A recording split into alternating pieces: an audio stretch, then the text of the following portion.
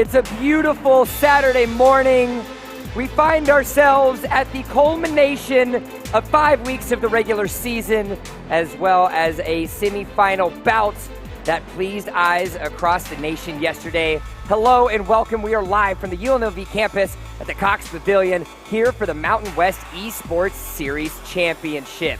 It has been a grueling battle between teams from across the Mountain West Conference, and today, a victor, the Mountain West 2019 Conference Champion, will be decided. Hello and welcome. My name is Jump. I'm joined here by La Tigress and Jolly. As we just mentioned, the top 4 teams for the Mountain West Conference find themselves here today, and yesterday we whittled that down to 2, and a victor will be crowned at the end of this afternoon. Ladies, how are we feeling?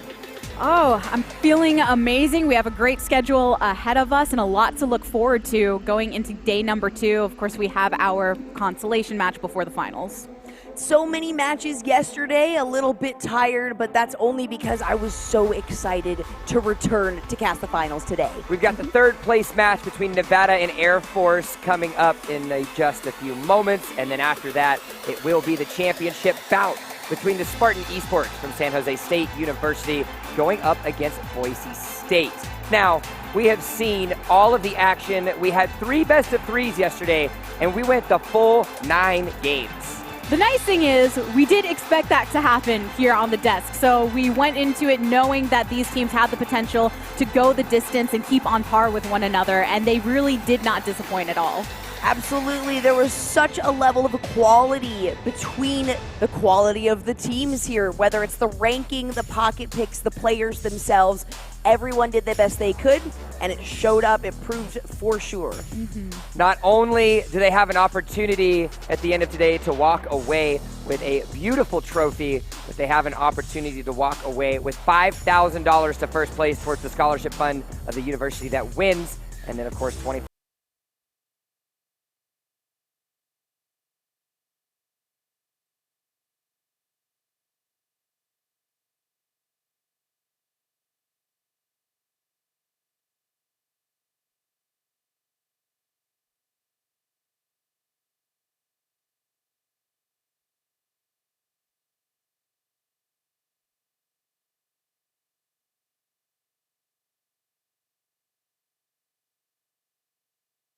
At Sprint, our priority is keeping our customers, employees, and communities safe. During these uncertain times, get the great service you expect without leaving the safety of your home. Shop at Sprint.com for the best new phone deals, like the Samsung Galaxy S25G for just $0 a month.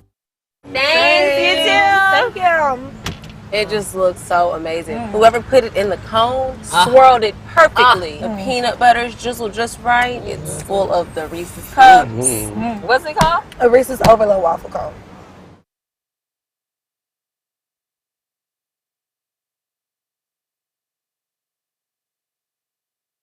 Convincing victory, but it was the Spartan Esports squad that stood up, stood tall, and held their ground and took it to the full length of the series, winning in game number 2 and then taking it in number 3. And there we go. It is the favorites of the tournament, Boise State, walking away with a 3-game victory over Air Force. Interestingly enough, we talk about BSU being the favorites and Spartans being underdogs, but I believe in an interview or some past information, Dean believed that in some ways they are the underdogs due to the placement of some of the other players. Yeah, the challenger ranking and the master ranking on Dean, it definitely means that these teams feel more of an underdog because of that overall rank.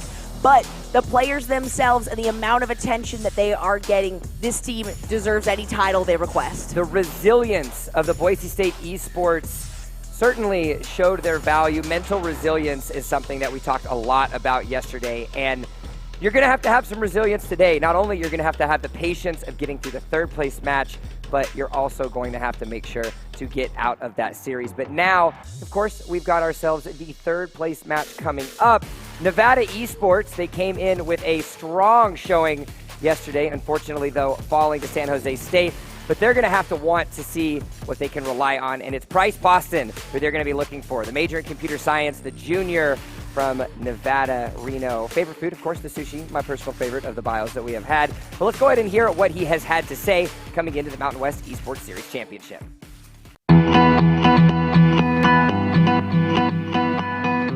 name is Price, and I play for the University of Nevada, Reno. I'm a junior from Virginia City, Nevada. My major is computer science and engineering. When I graduate, I want to get into software development. I started playing League in August of 2011. My favorite champion is Zoe because I like playing out of range of everyone and still being able to kill him. One thing people might not know about me is that I played sports in high school. I was a state champion pole vaulter, and I set the record for the longest 8-man field goal. One of the cool things about my family is that we play League together. Hey, Mom! I was featured in a Riot Games documentary called Family League, where they showcased me playing with my mother and my sister. League of Legends has been really important in my life. When I was growing up, I was homeschooled, and one thing that League did for me is it allowed me to socialize, to make friends, and now that I'm at university, I've made more friends. League is definitely how I connect to people, and everyone in my team makes it feel like a family. The team that I really want to beat is Boise. Right now they're undefeated, and I think we should give them their first loss. My goal for this tournament is to win, to prove that we're the best team here.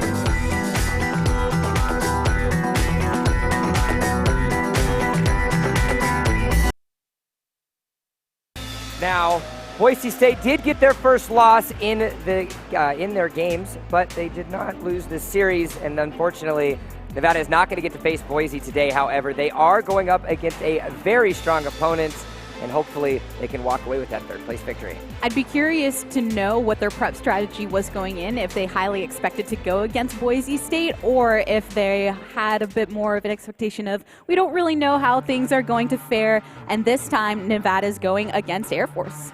Based on some of the brackets that people were putting up, it was actually expected to be Nevada against Boise State in the finals, but right now, Nevada's actually facing the team that ended Boise State's undefeated streak, and that is the Air Force Academy. Well, we find ourselves quickly into the draft for our third-place match. Nevada Esports on the blue, Air Force finding themselves on the red, and already we've got the draft started. It has started indeed. Bands underway. This is game number 1 of our best of 3 series, our consolation match for that third place.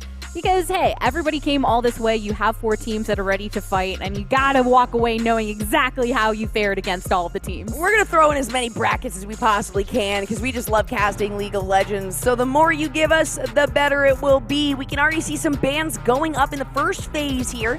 It appears Nevada has taken out a support and a jungle there. Morgana, now Rek'Sai, and Darius to finish up that first round. And on the opposite side there, the red end, USAFA is going to ban out Sejuani. Zoe, a little bit of an insight there from Price, maybe led them to that ban.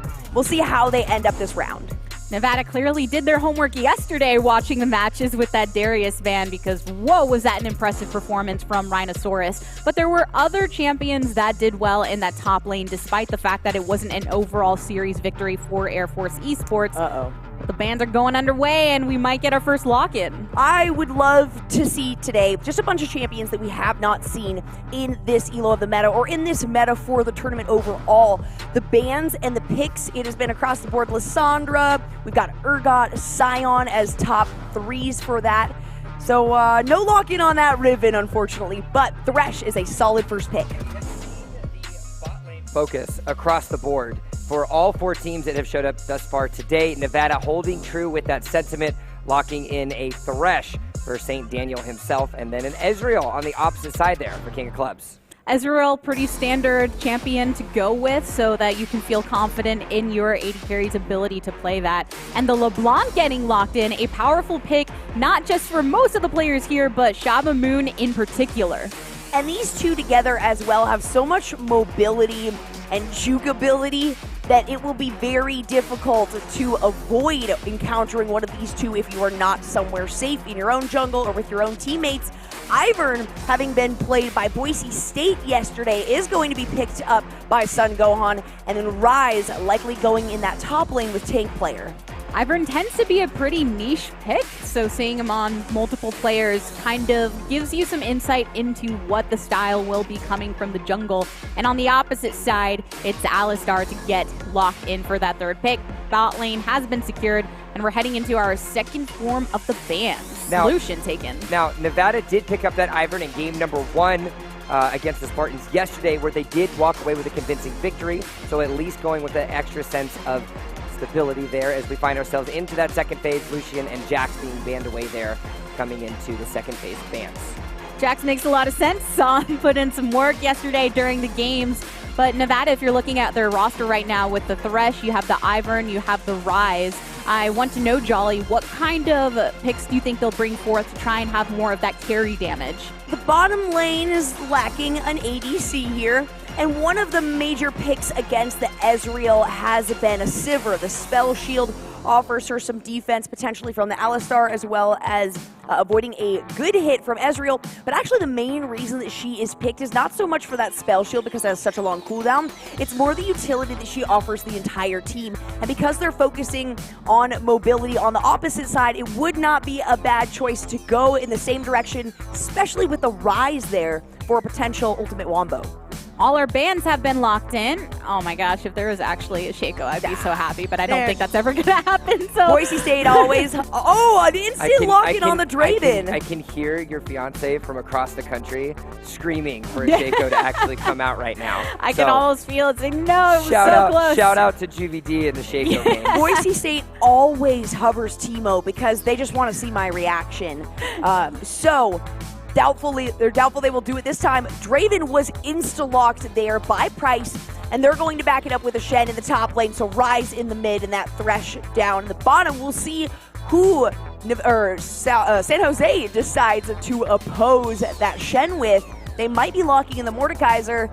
A better choice, though, for sure, will be Kennen. A later game champion, but very good against any tanky tops. Tank player going 1-1 on that Shen yesterday, winning and losing the first 2 games against the Spartans yesterday, so clearly has the capabilities in his not only name send in the sense of tank player, but the capabilities of what Shen can do. Now, the real question is going to be, how are we going to be able to handle the early game in this instance? Because both of these teams that we are seeing today have prioritized the mid-game focus and haven't really excelled as much in the early game. But with the Draven pickup there by Nevada, could create an opportunity if he gets ahead.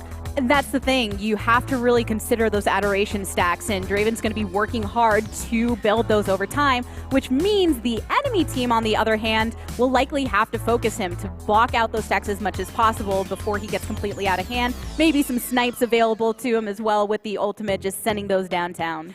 Yep, both of these are incredibly aggressive bot lanes. Draven with the Thresh, they're expecting a hook to be followed up with a ridiculous amount of damage delivered once he gets a few stacks, but Ezreal does have the chance to go in early, pop off several shots, and that Alistar can secure an early elimination. So honestly, I see this bottom lane going either way, just depending on who gets the first gank. It's been interesting to see those kind of developments pop up over yesterday. All 4 teams, as I just mentioned, had a focus into the bottom lane, and whichever one of those lanes got... You know how you cook the patty and you slap that cheese on there and it all just comes together. Can't forget about the bacon. I taste the sweetness. I taste the tangy of it. Oh, you want to try that? Yes. Sweet and tangy bacon slinger.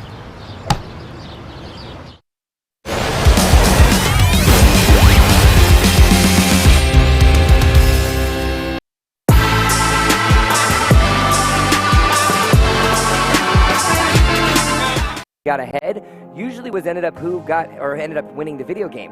You've got a Draven, you've got a Ezreal, both scale in their own right, but the question is going to be, how will those junglers rotate around? With the Ivern on Nevada specifically, I'm interested to see how Sun Gohan will be able to back up that strong bot lane. A combination of the jungler presence on both teams, but also how strong the engages are from the supports, because both champions have the potential to do so, just in different capacities. And they did ban out the Morgana right off the bat, so that was something. They knew they were heading towards the Thresh. Morgana's the perfect response to that, but Alistar is also a good response, especially when you've got a Draven on the other side. If he is able to get a flash headbutt, that's a dead League of Draven.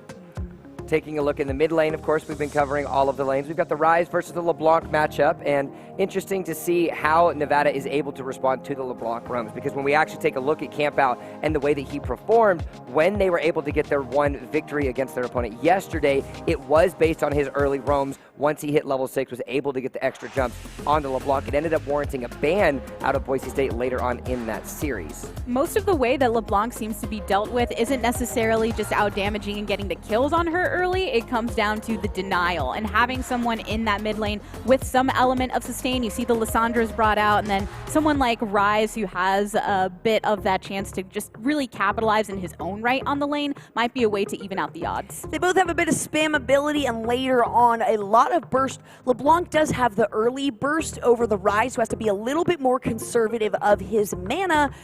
But I mean, I don't want to say any lane can go either way. This matchup and these compositions just fit so well when it comes to attempting to counter each other. But I feel like this LeBlanc has just been so busted recently. I'd be worried about her. And, you know, we find ourselves in a third place match. There isn't necessarily money on the line, but it is the pride and joy of your university. Of course, third place, walking away with the bronze medal, as you might call it, is a huge piece of honor coming in now for the 2019 Mountain West Esports Series Championship. It is something to walk away with. Yes, you got losses yesterday, but if you can walk away with a series win today, you're going to go home happy.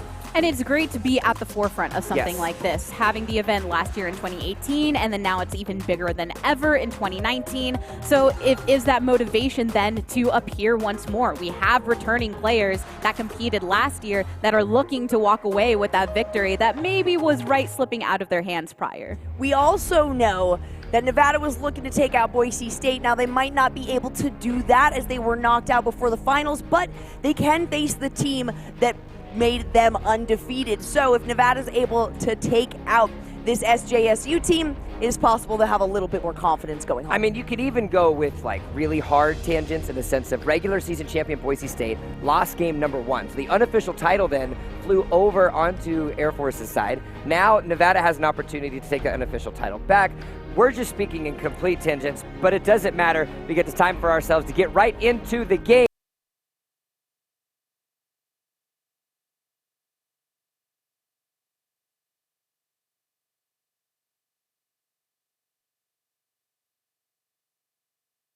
From the day prior, and I think that's one of the most exciting things about it, is getting to this consolation match but not feeling like, oh, so-and-so got wrecked during their games. It wasn't the case at all. Absolutely. We're still seeing smiling faces up here on the stage. They got here early. They were practicing games, laughing and playing, and oh no, that is a dead cannon. No doubt about it. Was there a flash? Oh, man. No, it sounded like I heard one. That was just the first blood, the elimination. And that will mean good things for the Shen, especially because that cannon will have an early advantage over him. That's a little bit of gold into the pocket of these Nevada esports players. Less than 60 seconds to get that first blood, by the way. But hey, on the side of Kennen, you have to give it to Rhinosaurus. If you see something like that happening, you pretty much have to submit to it. Don't use any of your summoners. Don't use any resources. Just accept the fact that somebody's going to have a bit of extra itemization going into the laning phase and play a bit more conservatively. Really nothing you can do when you get that hook and realize that there are 4 other members behind it. So yes, you're absolutely right. Not using a flash, not utilizing any of those abilities. He was able to walk back to lane and not have to teleport. The funny thing is, because Ryze ended up getting credit for the kill, you know, in comms on the side of Air Force Esports, something happened where Shaba Moon said, really? Okay, I guess we'll go into this lane keeping that in mind. I think he's got to still be pretty confident, though, based on his play previously with this LeBlanc. And again, this is what won against the #1 undefeated team. So if it worked then, it'll probably work here. It's pretty interesting that it's taken this long to see a Draven pop through. I think a lot of it also means you have to have confidence in those tank players, in your tank player in particular, by that exact name, with Shen, because he will be needing to use the mobility of his ultimate, but also even more so the shield of it to keep Draven up as long as possible in the backline when he gets dived by people like Vi. So St. Daniel is the one that is going to be having to make those catches. A jump in by the LeBlanc.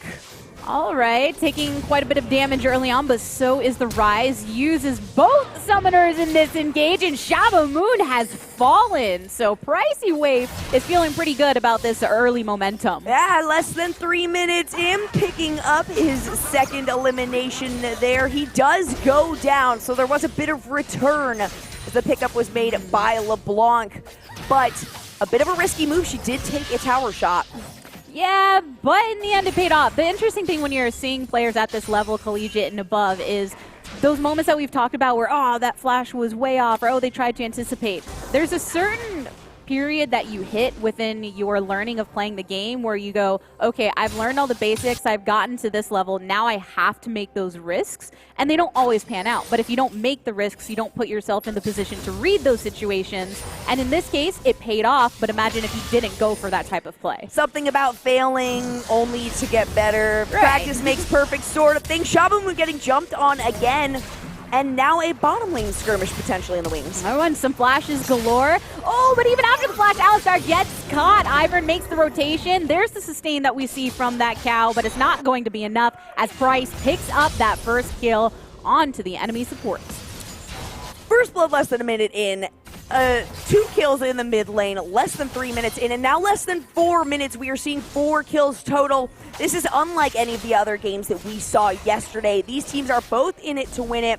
Nevada being the more aggressive of the two teams, but this is early game and we do have many scaling champions here. So once a couple items are built, once some movement is made by these champions, we'll really see who owns the micro and the macro. One thing to note as well with these rosters for Air Force Esports, it looks like the sub-hostile move has been placed in place of Igo Chamna. So I wonder what the decision was behind making that change out of the support.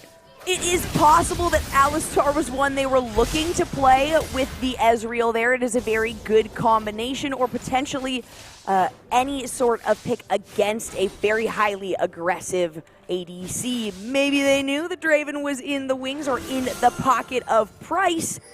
For all we know, though, they just decided to take a little bit of a break. So keep an eye on that Alistar then, as we have not seen this player yesterday. And maybe they'll take Nevada off guard as well. It doesn't seem like it's working so far. I think one of the biggest things that Air Force Esports has to keep in mind is if you look at the series yesterday, where Nevada ended up taking game number 1 before losing the series, it was a very convincing game number 1. But let's pause on that for a moment as we have the gank in the mid lane. Teleport as well. LeBlanc getting put into that passive territory. And here we have it with the Kennen making the presence. Maybe gonna follow up with a kill after this, but there's just too much protection, not just by the bushes, but the creep wave that is standing before Nevada. A good move down, though. Looks like Vi is actually making potentially a move up here towards the top lane. Kennen knew that Shen was pushed back. He was able to move down, get a bit of damage down, and now still return to his lane without it being under his own tower. Plus, it does appear that Vi is looking for a gank and Ivern. Oh, 3 more in the bot lane again. And you see that reach that Draven has available.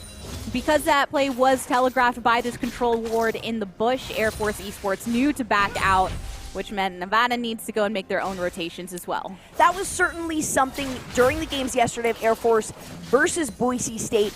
The one thing that kept this team going when they were falling behind or kept them in the lead, oh, it got a lot of damage coming out. Tried to get the knockup, wasn't going to connect in that moment. Some tower shots onto Price, but is still venturing on forward. A flash ward from Tank Player, and here it is with the kill onto Hostile Move. Another one onto Ezreal in a moment's time as Price picks it up. King of Clubs goes down. That was a 4-player engage here in the bot lane, but it paid off in... I wish I knew cards better, because I would definitely make some joke about King of Clubs, but honestly, I'm not that great with poker or anything like that.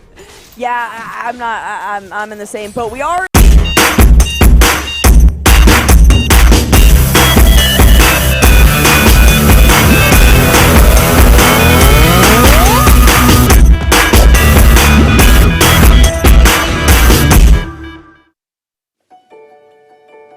For nearly 100 years, we've worked to provide you with the financial strength, stability, and online tools you need. And now it's no different. Because helping you through this crisis is what we're made for.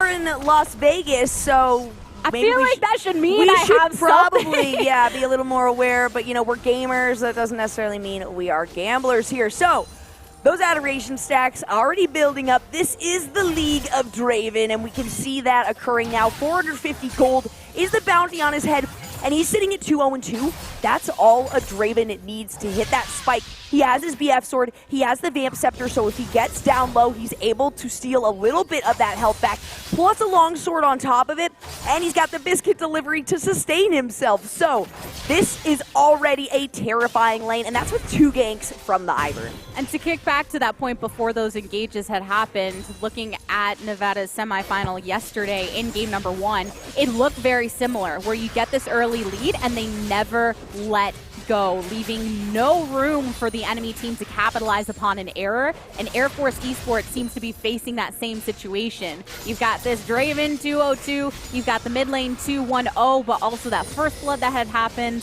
and you have to find some sort of opening. We did see the Vi pop up a few times yesterday. For the most part, it went pretty dismally. There was never a chance that she really had to actually get ahead or even get even with the opposing jungler. She tried to be aggressive, but Truffles is taking a lot more time here with this Vi. We saw one move up towards the top lane that ended up turning into nothing. No time wasted there. So if Vi takes her time on these engages, she may be able to pick up a better game than we saw last night. The difficulty of focusing that top lane when you have the Shen, I understand you want to capitalize upon having Kennen there, but he has a lot of durability, and the natural way of his laning phase, the fact that he will be closer to tower and not necessarily pushing that way forward, means unless you catch him completely off guard by eliminating all forms of visuals, then it's likely that he'll have some kind of escape mechanism. We can already also see just how terrified this bottom lane team is. A taunt there onto the Kennen. Not going to be much, just a little bit of a back and forth. But the pressure from this top lane is also a necessary response to how far this bottom lane is being pushed back. If that Shen can get a bit of a lead, then that's a pretty devastating matchup with the Shen, the Thresh, and the Draven there. And then on top of it, even if Sun, Gohan, and Pricey Wave don't do well, they're just backup at that point. And there is a significant CS lead for Kennen, but also 1-0-2 for the Shen. And Tank Player was part of that engage that happened early on, and the rest of the team has rotated towards this Drake. Yeah, a lot of damage coming in from Price. He just needs to stand there, grab a few axes, maybe get the last hit if Sun Gohan is going to be generous. No, that's all right. He had the smite on it, wanted to make sure that nobody came around and stole it. Ezreal did attempt to throw his ultimate out there, so that's a cooldown he's going to have to wait on for a bit. And at least a cooldown like that tends to come up pretty quickly, which is why you use the ultimate for things like wave clear, and in the early game that sometimes can be a priority until you get into those team fights. But that's something for the enemy team to also keep in mind that, okay, the ultimate's been used. Same with Meh, you got all those summoners up as well, which gives that inclination to Pricey Wave on the opposite end. I know what happened when that Ignite got hit on me before, and I don't want it to happen again. About halfway off that cooldown already means he can use it here very soon. But it has been over a minute that Price has had a level advantage over King of Clubs here. St. Daniel also catching up to that level 7. So that advantage on its own just shows how much extra experience this Draven has gained. Both of these junglers are spending a lot of time in their respective jungles. Ivern, a fairly passive champion early on, so it makes sense to do so. And on the opposite side with Truffles, Vi, as you said, struggled in some of the games. Did have one very prominent game when they were working together as a collective, but that was also impeding the others. But engaged in the bottom with the box as a flash out from Alistar to avoid that damage, and Daisy has been sent on his tails. Ezreal throws out the ultimate for a bit of that disengage, but it's not going to be enough as hostile move goes down once more at the hands of St. Daniel. Another flash from this Ivern to be aggressive onto Ezreal. Oh, you're so close to those last hits. Can he get past the Ezreal mobility? I think not, but still success in this game. An ultimate? Oh, another re-engage. Wait a minute, a re-engage from red side coming on the opposite end. Kennen has made his way down as the rest of Nevada have rotated a flash forward from the Draven. There's the kill onto Kennen for the killing spree. Double kill for Price as he is putting this champion to work. We have plenty of adoration for those adoration stacks that he's been building. 4-0-3. A flash in there by tank player. Can he take out Shaba Moon? Nah, it looks like that sneaky LeBlanc. No, it does get taken down by St. Daniel there. We did not see that. I'm assuming a solid hook is what took her out. And now Shelly being popped in this top lane, likely going to be able to take down this tower, if not leaving it just a sliver of health. I feel for Shaba Moon in that moment. We think, I'm out safely. Shen is clunky. He used his dash. There's no way for him to get to me. And then Thresh said, I got you. St. Daniel was there. As more flashes come out from the fray. And this tower is looking pretty slim for the time being with all those armor plates that have been dealt with. Yeah, they just have one more, it appears, to be able to fight through the final gold from actually breaking that tower. Certainly something that they're going to want, but the Alistar is a little bit more tantalizing than the tower, and now they can go for that objective to follow. That is an 0-4-0 support. Not a happy cow. And there's Shaba Moon with the rotation in the top lane. Pricey Wave falling into some trouble after his own rotation, the slam down from Truffles, and that is what Vi is great at. Uses those big old gloves to just punch him in the face and go down. Oh yeah, that's really what she does for sure. And we've got 3 cooldowns, 3 ultimates on cooldown for the side of USAFA. And it looks like only 1 available from Nevada, but many here in the wings. So if they do a 5v5, Nevada should have the advantage here in 10 to 15 seconds. It seems as well that if you look at the way Nevada are playing this, and then you also look at Air Force Esports with their roster change, Hostile Move has not had a great time the bot lane. 4 deaths, 0 assists, and 0 kills. So if you're looking at that roster, regardless of the skill level of your sub, it takes a lot of work to be able to maintain the same level of communication with different rosters, even if it is just one switch out. That is a scary move right there. We know that cow is alone. The LeBlanc is in the mid lane. Instantly, he got pinged out. Had somebody been closer, that would have been some ground beef for Nevada Esports. A very easy pick up there. Not necessarily staying safe. He tried to take out that ward, but obviously you know they can see you if you're fighting a ward.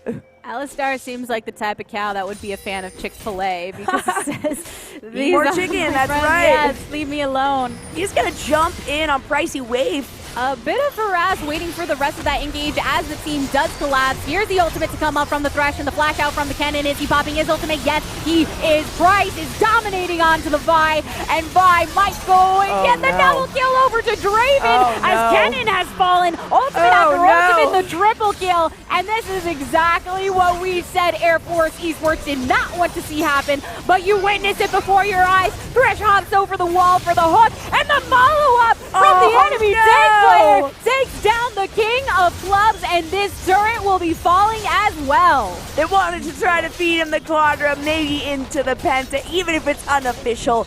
It would still be a good feeling, but Shen ended up snagging that one. That's going to put him at 2-0-8. Oh, and yeah, look at that League of Draven at 8-0-4. Less than 15 minutes in, he already had 1,000 gold bounty on his head. He has not even gone back after that triple kill. Has his Bloodthirster completed, another BF sword, finished boots, a pickaxe, and plenty of wards on top of it. So he really has his choice to do whatever he wants, go incredibly aggressive here. That is likely going to be the case. He also has that CS advantage on his lane opponent because that Ezreal has been dead for quite a bit of this game. This Draven is gnarly. And in the middle lane, some problems there, but it's okay when you're still 2-2-5, you haven't died that much, you're keeping things fairly even and a bit ahead of your opponent between CS and these assists that you're getting. And the ADC is putting in plenty of work, even in the top lane, the 2-0-8 with the Shen. It's just a lot of impressive play on the side of blue.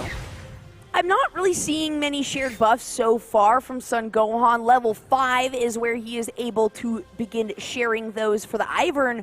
But I haven't seen any of that, mostly probably because they're so far ahead that they have just been ganking lanes. There we go. It does appear that that red buff was shared with Draven. So another reason to stay far, far away from this man.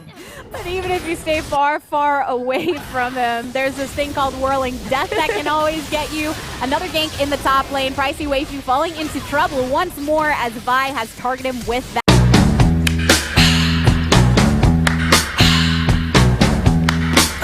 It's the time of the season when love runs high. That ultimate, the flash in the back to get the kill onto Truffles. That turned around with the help of that ultimate that we have talked about with Tank Player. Very effective use. Flash into the bush as well there from Pricey Wake ensured that at least one member of that fight, the Cannon, lost vision. Oh man, another engage here, and the top gets the root. 3 from Nevada. Tank Player is punishing here in top. So the rotations that we were talking about, it was a teleport actually that came in from Shen, and having that placement, they go, oh, you already flashed and got 1 kill, so now we're just going to make sure the other one is backed off of you and isn't going to bother. Oh, it was the teleport. That means that in just a moment or two, he will have that Stand United available and be able to utilize that on somebody else to, you know, put more pressure in another lane, even though it is not really necessary. It's what we're talking about. You got the TP, you got your ultimate. He's there somehow, and you pretty much just have to look at the cooldown and say, which one of these did he use this time? And now, because of how this is all working, he is ending up going to be a support, and it's perfect because he has that exhaust available.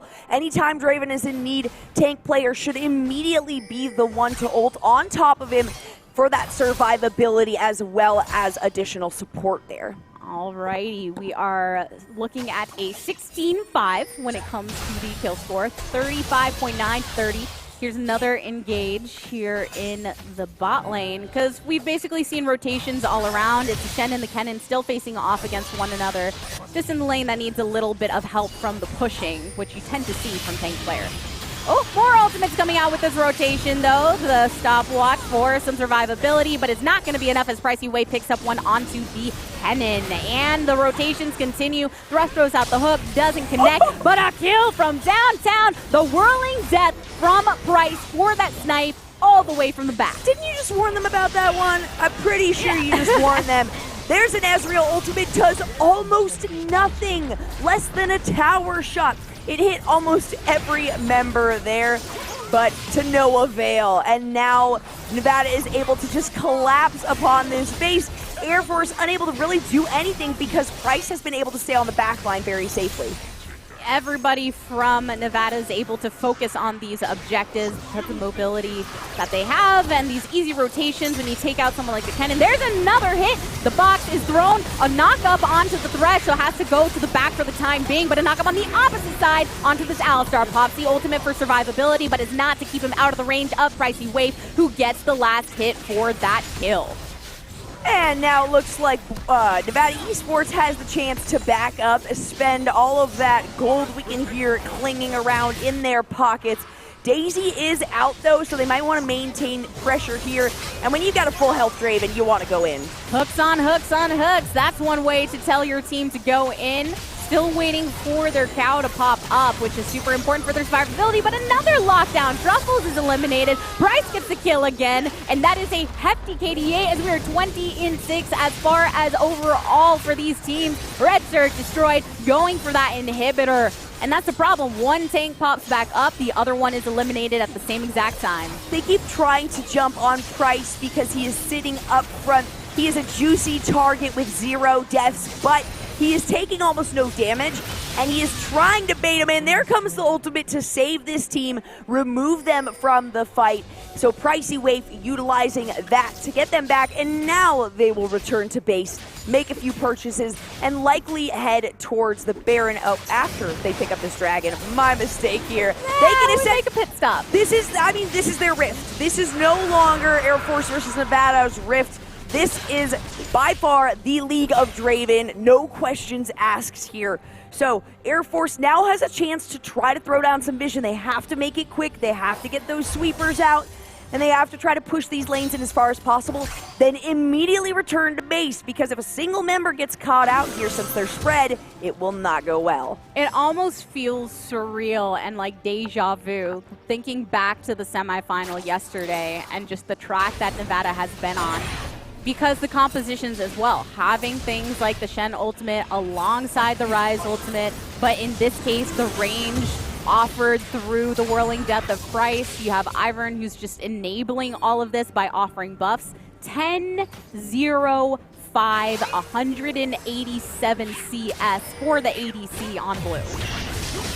Shabamu now wants to fight Sun Gohan. Actually did a considerable amount of damage, but that is because the Baron was also hit during that encounter and spit some venom at him. A little bit of venom. Just a little you know, kind of throwing it out there, no pun intended. Well, look at this right here. They're setting up for Baron, and to do so, Nevada has made sure to send not just wards, but other players on the opposite side of the Baron wall. So anyone rotating from Air Force Esports can not only have a hard time getting wards down, but get some poke damage if they try to do so.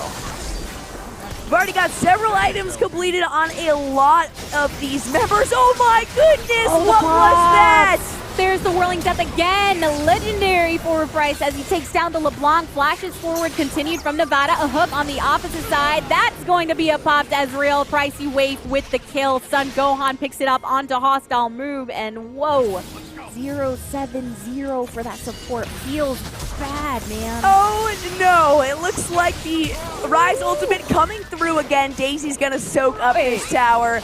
Is this game? Oh, this is game. Yeah, 3 are down. So the problem here is that Price does so much damage to towers, there's nothing that Air Force can do. And that's a pop of the 4th, gonna be a pop of the 5th, but Kennen makes it back to the fountain. There's only one turret standing behind this Nexus, and Nevada try to get up, a Pricey wave is on the rampage. LeBlanc just spawned back up, but not for long. That wasn't even a minute's time. Another hook into the back line. The cow has been destroyed and sent to the meat factory as Nevada Esports turn onto this turret.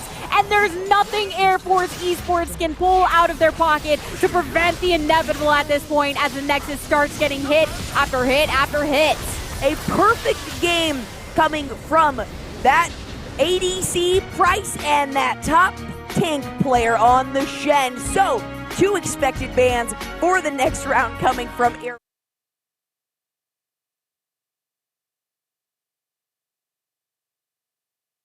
That was dumb. That was a lot of damage. And Draven does not normally pop off that fiercely, that quickly. And it wasn't even necessarily the support of that Thresh. Yes, he did get 1 or 2 good hooks. It was the pressure early on from the jungle that led him to kill after kill. And it was across the board in that sense, right? Where you had the early gank that happened for that first blood that enabled Rise to have some more gold in his pocket. And then after that, just snowball for the rest of the game. That was only game number 1, and Nevada Esports have to be feeling pretty good about it. So Jump, take it away. Thanks a lot, LaTigris. That's right. Goes into the hands of Nevada Esports, and I'm by Harry Price indeed. Now, League of Draven today. How's it feel to get the bot lane ahead, especially on someone that can snowball as hard as a Draven? Feels great on Draven. It's just what I wanted to do today. I haven't been playing because I didn't master it. Klepto's back, so I can play Klepto. You guys yesterday had a very game 1 win and then unfortunately dropped your next 2 matches. What are you guys going to be trying to do in game number 2 to hopefully not repeat that problem? Well, yesterday we were trying to limit test a little bit, and we limit tested a little bit too much. So this time we're going to try to play the same comp we did and continue through and hopefully for a 2-0. It seems like you guys have a lot of camaraderie and family just as much as your team. What's it like having that sort of relationship with your teammates in and off of stage? It's great having a... In terms of gameplay, we can tell each other that was wrong. Fine with that. Or if we're winning, then we can have some fun. Good time. Well, congratulations to game number 1. They have lots of games left to play. Well, 1 if they want to get themselves that 3rd place. The Mountain West Esports Championship Saturday is here. It's upon us, but we'll be right back with a quick break.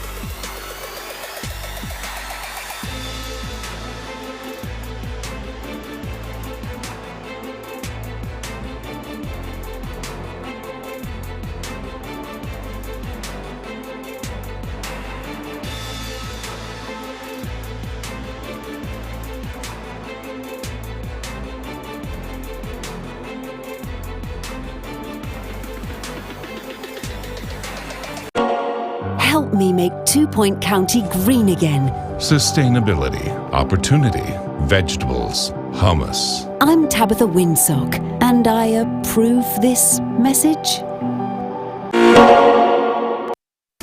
Chipotle's all-new Queso Blanco. For the love of queso.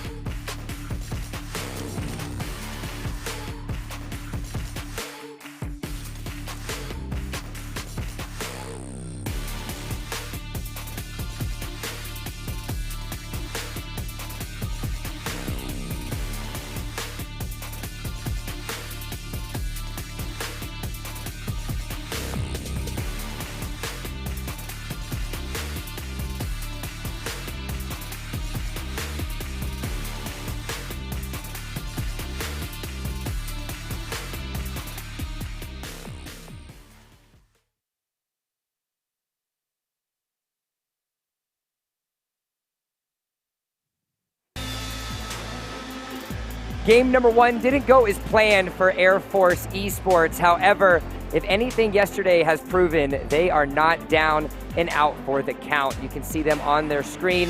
They flew all over the country to get here for this weekend, and now we find ourselves in game number 2. You can see him on your screen. It's Ryan from Air Force. We heard a little bit about him yesterday, but let's check in again and hear about his thoughts coming into the Mountain West Esports Series Championship.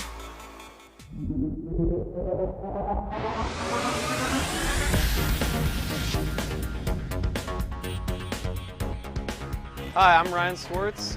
In game, I'm Rhinosaurus, and I play for the United States Air Force Academy. I grew up in Tucson, Arizona.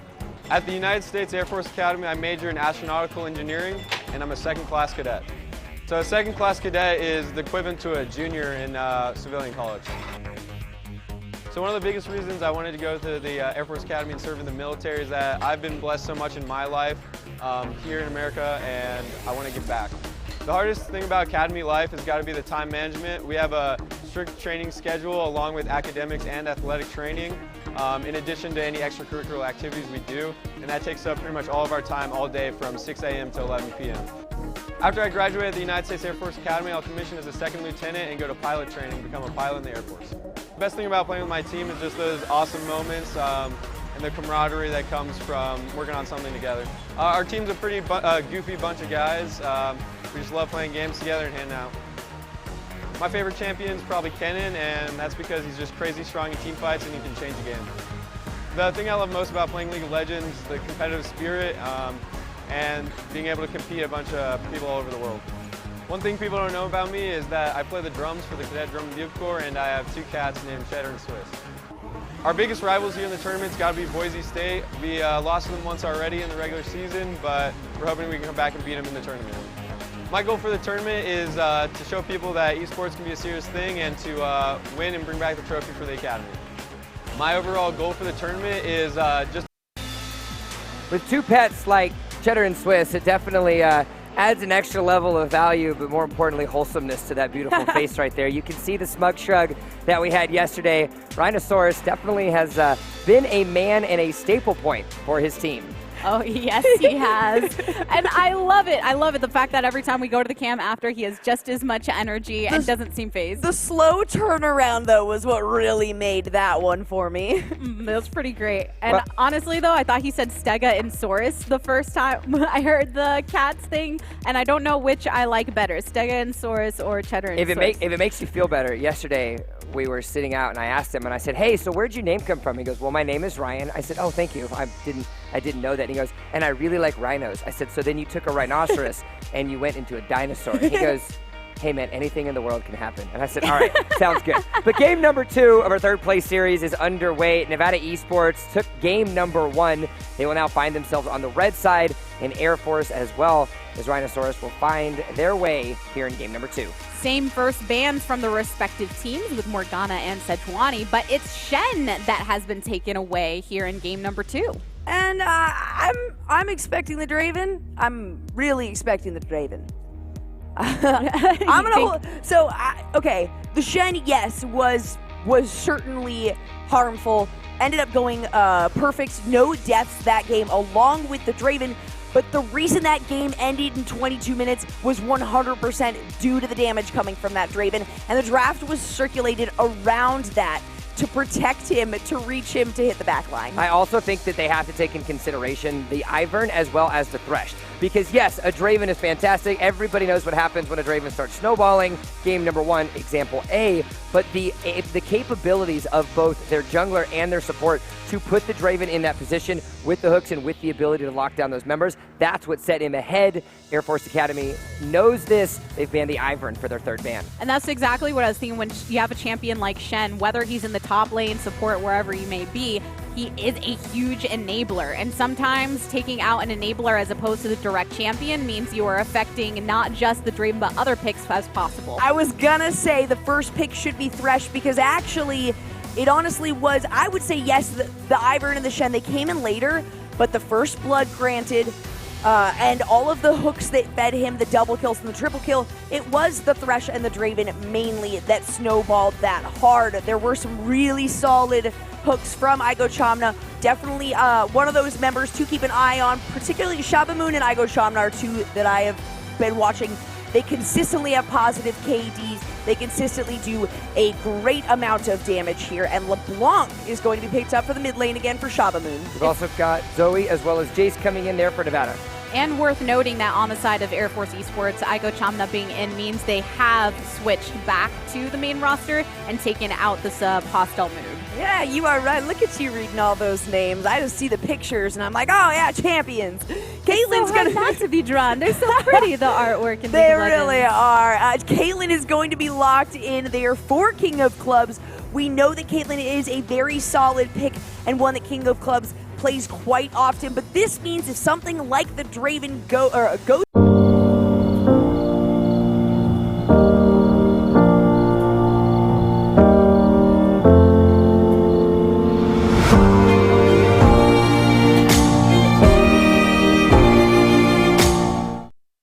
On the other side, if they decide that they want to pick that up and run with it, Caitlyn is one that will be able to lock him down on her own and deal considerable long-range damage. I like the decision, of course, though, by Nevada to actually wait till the second phase to pick onto their AD carry. They're fully aware that Air Force Esports knows the success of the AD carry, knows the success of the Draven, and so instead, they lock down the Rakan, they get their support, and now it is the simple waiting game. Because they find themselves on red side, they can wait until that final pick to lock in their bot lane.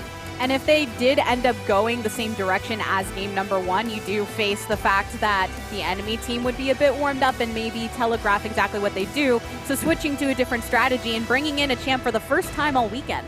All right, I'm making good predictions. You guys can't verify this, but I did predict that Xayah would be the next man, obvious due to the Rakan pick, which is interesting. I can imagine they actually wanted to bait out the Xayah ban. There's no other reason you would pick Rakan as that third selection before the second ban phase. So that's just essentially a waste of a ban. Hopefully they weren't planning on going Lucian though, because that's two ADCs now out of the running. But again, because you have the final pick there from Nevada, they can essentially sit back and wait. They have an opportunity now to pick themselves the jungler, unless they decide to send Jace to the jungle, as we have seen in the LDS before.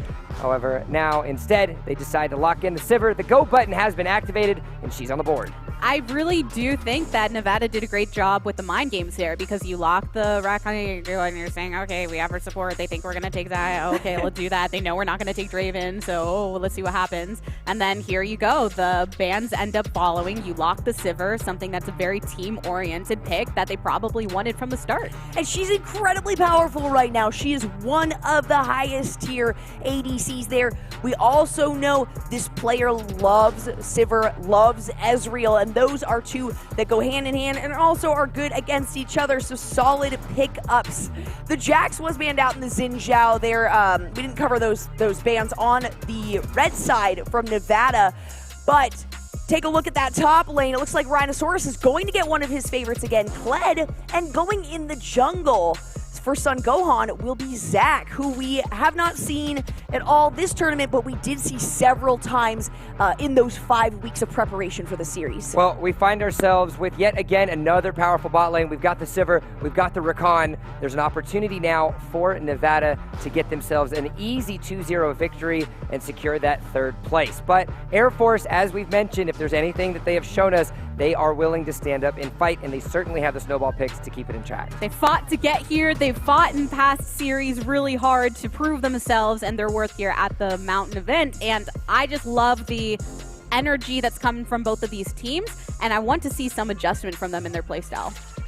U.S. Air Force was kind of put in the same position that they put Boise State in for that first game earlier in the semifinals. They actually rolled over Boise State pretty quickly. There was a pretty substantial lead, not much they could do, and then Boise State was able to take it back. So for all we know, this is a bit of a flip side. Air Force still has an opportunity to pull this out to a third game and really show what they have to bring to this tournament. For me, it comes down to, yet again, the early game for Nevada. They found themselves in a great spot because of the dedication to their bot lane, getting the Thresh, getting the Ivern to back up the Draven in the best of ways. Now, they have a Sivir. While Sivir has the ability in the lane phase, she's not going to be one that's going to snowball and carry the game. She will have to rely on her team. So it's up to the Zoe, it's up to the Jace, it's up to that team communication to keep things going. They also have no problem sending somebody to focus on their farming. It's not typically their bot lane that they've put that on, but in this case, it might be so, with that clear potential of Sivir. The jungle truffles Truffles the jungle, is also very adept when it comes to these very aggressive junglers. And so we've seen him on the Jace before. I'm not sure if you guys were able to see those games. It ended up actually being taken from them to follow that because of how good the Zac works. They utilize the ball delivery system, and that's exactly what they're doing right here. Zac's going to be able to ult in after someone is trouble bubbled, after someone's taunted by Rakan, after someone is brought in by the Sivir, and it's just damage in the back line. There's not much that can be done if Air Force falls behind early. You do still have, again, the solid backline that's coming out from Air Force. They still have the capable members. We've seen that opportunity now with the sub coming out and their actual main roster coming in. This could be a huge opportunity for them. I really want to know what the motivation between the swap was before, if it was because of champ pool or some other factor, because it didn't really work out with them prior, and maybe they can slip back into this with some great play that we saw from Igo Chamna during yesterday's game. Maybe even getting one of the players up on the stage with the ability to play. They're like, hey, you know, we're already kind of in the losers bracket. They brought a sub. They might have wanted every single member to go up and get this stage experience. And I would respect that. Yeah, absolutely. There's no reason not to do that when you are in a bracket like this. But they are going for the long game here from Air Force. So if they are able to prevent the Jace, the Zoe, and the Sivir from getting fed whatsoever, they'll be able to stomp over Nevada once it comes to post a few items. But if we want to keep ourselves critical and keep ourselves cognizant of what happened in that last game, that was the big difficulty. They had a mid to end game activation style composition, and Nevada was able to get out ahead. They have a composition that can do that again. Granted, it's not from the bot lane position, but it is still from the other lanes, and it still has that snowball potential. I think that's been one of the strengths, the fact that within their draft, they make sure to, even if there's a collective idea of what they should be doing, they diversify strategy among their lanes, where some of the other drafts that we've seen, they went so hard into, we're all early game oriented, or we're all late game oriented, we all have to scale, and when it's just very apparently in front of you, that gives the enemy a lot of opportunity to figure out exactly what to build or what to draft. We've also seen many games where these teams really take that first game to get a feel of how their opponent is going to be playing, how they utilize their draft picks, how the jungle interacts with those lanes early on before it comes to team fights. So U.S. Air Force might have just been getting their footing. First game of the day, it's pretty early here for us. They do have a very solid composition here, so I always say any team, any day, it can go either way here, and we'd love to see 3 games again. Well, we're going to have to find out, because it's time for game number 2 of the third place series between Nevada Esports and Air Force Esports. Nevada up 1-0 and an opportunity for them to claim the title as the third place here in the Mountain West Esports Series Championship. Game number 2 could be the last game of the set, depending on how it goes. But with the theme of the weekend, we've seen a lot of game 3s. Another collective movement. In this case, Air Force Esports moving into the enemy jungle. The enemy jungle is a place to take a flash away from Sun Gohan. That's great. Didn't even want to try that. It didn't work out last time. There is a swap. That is a classic blue side strategy, though it has been a pretty heavy invade here with all 5 players moving up. It's always nice when you can get something like a flash off. Of course, on a champion like Zac, who does need some leveling before he can really make those ganks, most likely not going to need that flash in the early minutes. But hey, at least you can rest soundly knowing your top lane won't be dove too quickly. It is better to know that Sun Gohan doesn't have a flash to potentially escape, and he did save his passive. Had he gone down there, he would have been burned, the passive would have been burned, because the rest of the team would not have been able to get there in time, so he'll trade the flash to save that ability. Do you think the passive of Zac was part of the motivation for going for that early potential in hopes they could take that offline? It's a possibility, yes. I don't know if they're sure. Last time they caught out the Kennen, or it was the top laner that they were able to catch out. Generally, that's the player that is moving or navigating down towards the top portion of the river. You normally see the Zac starting blue, which he is. So it was just a coincidence, I think, that they happened to find him. And not even any aggression caused that flash. He was just like, oh, this can't happen. We don't like getting flashed on. Maybe we dish it to them instead. There's a Pack Sivir. I haven't seen this skin in a while. That is a special one. Price is showing some muscle here. He's got that Pack Sivir skin. That is an oldie but a goodie. The taunt from St. Daniel certainly going to come in handy when it comes. There's a zoom in on that Pack skin. We do not see it very often, so just had to point that one out. I love the skin games. Rhinosaurus we've seen on Kled, Tank Player we have seen on this Jace. Pretty much all of these champions have been played in the past couple of days. The only exception really being Zac and Rakan here. So hopefully being able to utilize those correctly. But if Sun Gohan gets shut down, there's not much he can offer the team later on. It would be interesting to see things with the mobility of Sivir and the ultimate on top of the mobility that you have with Rakan, with things like the quickness and all of that coming into a culmination. If Zac manages to grab someone and bounce away, that could be pretty intimidating. Or a Zoe, I can see the team fight in my head, and it is a Zoe Trouble Bubble hitting someone, Rakan ulting in, getting the taunt down, and then Zac just jumping in with that ball delivery system, picking up whoever he can, and throwing them back to the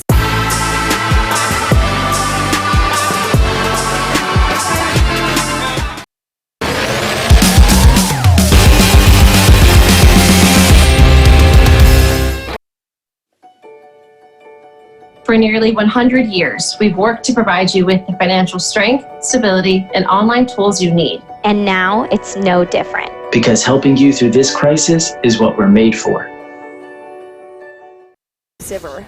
A big thing about that, too, is when you are Zac and you're figuring out how to pick out, you have to pick the right person. So when you have King of Clubs on the opposite side trying to get to that back line, who would you prioritize on Air Force Esports, being that there's multiple damage dealers? Ooh, that is a tough one. If you can get Shabamoon early, that would definitely be one to take out early. King of Clubs has a little bit of time to get there, and if he doesn't have a headshot available, he's not doing an immense amount of damage early on.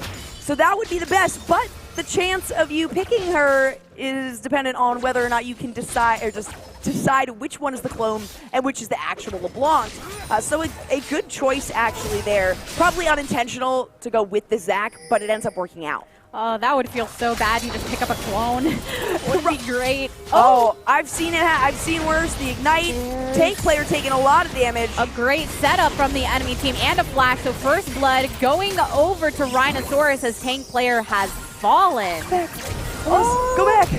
Oh my goodness. Oh! And there it is with the Ignite for the finish off of Shabamoon. So a teleport is coming through. That's going to save one of these bloblets, ensuring the Zac comes back up. But his passive is popped. He doesn't have his flash at the moment now, so he's going to have to be a lot safer here. Tank Player, though, did use his flash and his teleport to return and save him. And that's the thing. You use both of your summoners to save, and sure, definitely agree with the play. Like, you can make that decision and it works, but it never feels good to have to expend those sorts of resources this early. Way more exciting to have like 3 teleports and everybody move in on a bloblet, and then you just got a 4v1. So it is interesting that he used both of the summoners just to save Sun Gohan. No matter what, the passive is popped. So no matter what, he's going down. First blood was already gone as well. And I'm also just thinking back to some of the champions that have been played by these players in the past games, because Tank Player, for instance, is playing the Jace right now, but we've seen him typically on things that are a bit differently characteristic for him. The Jax, I think, was banned out by Nevada this game. Probably a target ban towards him, as Air Force did pretty well within the final game. They did end up losing, but that was more due to the matchup that he had in that lane. As far as the drafts that we have right now and thinking about the particular matchups with J4 Truffles on this pick, and we have seen it in the past, and one of the difficulties was being able to lay down the ultimate effectively, but requiring the follow-up from the rest of the team to completely capitalize. So, we're looking at this mid lane. We have a 1-0-0 Zoe. About 500 gold, 600 gold up from her lane opponent. That's already a scary place to be. An 0-1-0 LeBlanc. What do you think the jungles here need to do? Either the Jarvan or the Zac. Where do you think their focus should go at this moment? As far as their focus, I think it's really going to depend on if they want to focus these objectives, really, with the Drake coming up early. Are you going to prioritize these macro objectives to better position yourself, especially since Nevada has had their best luck when they've done so, but there's a pop actually on the opposite side. Igo Chamna picks up the kill onto St. Daniel, so Rakan has fallen and Pricey Waif as well. That's 2 eliminated for Nevada. Predictions happening just a couple seconds before we witness them on stage. All right, I gotta ask you more questions because it seems like you're on point today here. Zach is going to try to do something, but a hook onto Price means there is a bit of retaliation. And starting to get some slams back, feels comfortable knowing his ADC is behind him and Truffles is low, so Price gets that kill onto the enemy jungler. Uses some summoners to do so, and LeBlanc has come into the equation, but there you have it with the support. St. Daniel is back into the action, come off of his death timer, and says, I am fully healed, so you cannot reach this back line. Lots of flashes used there. Oh, in goes Sun Gohan with that elastic slingshot, and down goes King of Clubs. A great pickup there, and it ended up going over to Price, now sitting at 2-0-0. And that is what Sun Gohan has been waiting for, to be able to use the slingshot and grab these players effectively for those final hits, because nothing feels worse than when they just run away with a little bit of HP that you weren't able to top off. And the slingshot almost missed. It was just in the corner of that tri-bush. Luckily, he was able to grab through that. It is a fun kit after Zach has been reworked here, and now we can see a little bit of re-engagement onto the jungle. Kled moving his way down to see if he can help out this mid lane as the LeBlanc was sent home. Now going to make his way back up as his lane evens out here. The Jace is considerably far ahead when it comes to the CS right now, but Kled absolutely has the possibility of catching up without a problem. He just has to kind of watch his back here. And at least with the kill in the pocket, that helps mitigate some of the CS differential, but you can see that that's probably going to keep expanding as Jay stays in the lane with that significant wave clear. Gets more damage, gets faster attack speed. Just the fact that he has the potential range that he does and the AoE abilities when he is unranged makes it really easy to farm as that guy. Ooh, so close. That is the second hook that has almost threaded the needle to that Sivir, but a little minion just got in the way too quickly. With this bot lane that we've put a lot of emphasis on for all 4 teams, on the side of Nevada, their choice to go with the Rakan, what are your thoughts on that? I love Rakan. I personally love Rakan, but you have to play him aggressively. Even just his ultimate, the speed increase going into the taunt, it ensures that you are bringing the enemy team back to your own. So the reason that you're going to be playing Rakan is for that ball delivery, which I keep using in reference to Sun Gohan because of his ultimate. Oh, a bit of a skirmish here in the top lane. Tank player's been chunked down to 50%, but there's Zach for the backup. Another flash in, the Cataclysm comes up, and Rhinosaurus gets the kill onto Jace. They turn their sights to the jungler as Sun Gohan tries to get on his merry way, but there's that mobility from the J4, followed by a flash and another flash to boot, the ultimate from Kled, and here are the blobs with 2 to clean them up, and this should be the destruction of the passes. Rhinosaurus is like, give me that kill, I want that red buff, you already have one, Jarvan. And Jarvan just picked it up, so I can imagine that Zach had just recently gotten that buff as well, meaning Kled has a pretty nice advantage. Not only 3-0-0 with a 600 gold bounty on his head, but also able to get a red buff for extra damage for now. If you can't out-farm the opponent, you can out-kill them, and maybe some more kills here in the bot lane, but that's the mobility that we talk about from Rakan, of using that quickness to get out. Yeah, he's going to be in some sticky situations. You just have to be able to respond correctly to them. And this has been going very well for St. Daniel. Truffles getting the smite down and picking up Shelly. We'll see if she's laying down in the next couple of minutes. But in the meanwhile, an ult comes out. And it's all started with a hook and ended with an auto as Sivir is eliminated. You just saw the sequence happen where the box was used more for the security of the kill, but a lot of very little room for error when you had that much kit available from these players. Not much movement, and Shaba Moon is showing up again and again on this LeBlanc. Definitely a priority ban, has been for enemies of Air Force. Oh, another hop in. There's the knockout, but here Zach is still in pursuit. quickness on the backside. Oh, hook into the back line, but tank player able to escape for the meantime. King of Clubs not so lucky as Air Force is the one to lose a player. I don't even know how that elimination went down. I thought King of Clubs had gone back up above the tower and the Zach had gone up towards the river. I'm sure we'll be able to take a look at that later on. But in the end, Zach was able to pick one of those up. That's going to be 6 and 5 on the eliminations, and the gold very, very even as Nevada Esports takes a couple more coins and throws them in their pocket after they take down some of those turret plates. Rhinosaurus doing the same thing, though, so Shelly is going to be summoned up top. Great opportunity to do so. You've already gained some of the gold, and you send out the Rift Herald to do the last bit of cleanup. So tower is going to be going down in the top lane in favor of Air Force Esports. As Nevada Esports works on that bot lane tower, I'm going to rotate into the jungle for him now. A sleepy trouble bubble. Good night, LeBlanc. Yikes.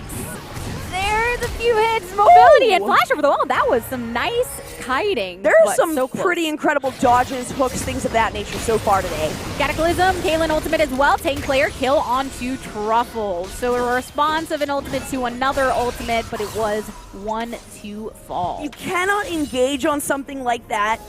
This area of the river is so dangerous. We saw that Caitlyn was coming up and around to try to assist, but it was still just too aggressive for the Jarvan to jump in, not knowing how many members of Nevada were there. And honestly, a lot of that came down to the aggressive wards from Nevada Esports. They knew that Shaba Moon was rotating that way, had to use a flash to get out, and they had an idea when everybody else was coming from that direction because of one. Every click, every frame, every press, Every sound. they're playing aggressive. I'll take mid. Every advantage. When the difference Between winning and losing. is measured in milliseconds. Everything. Everything counts. The Alienware Legendary Battle Station.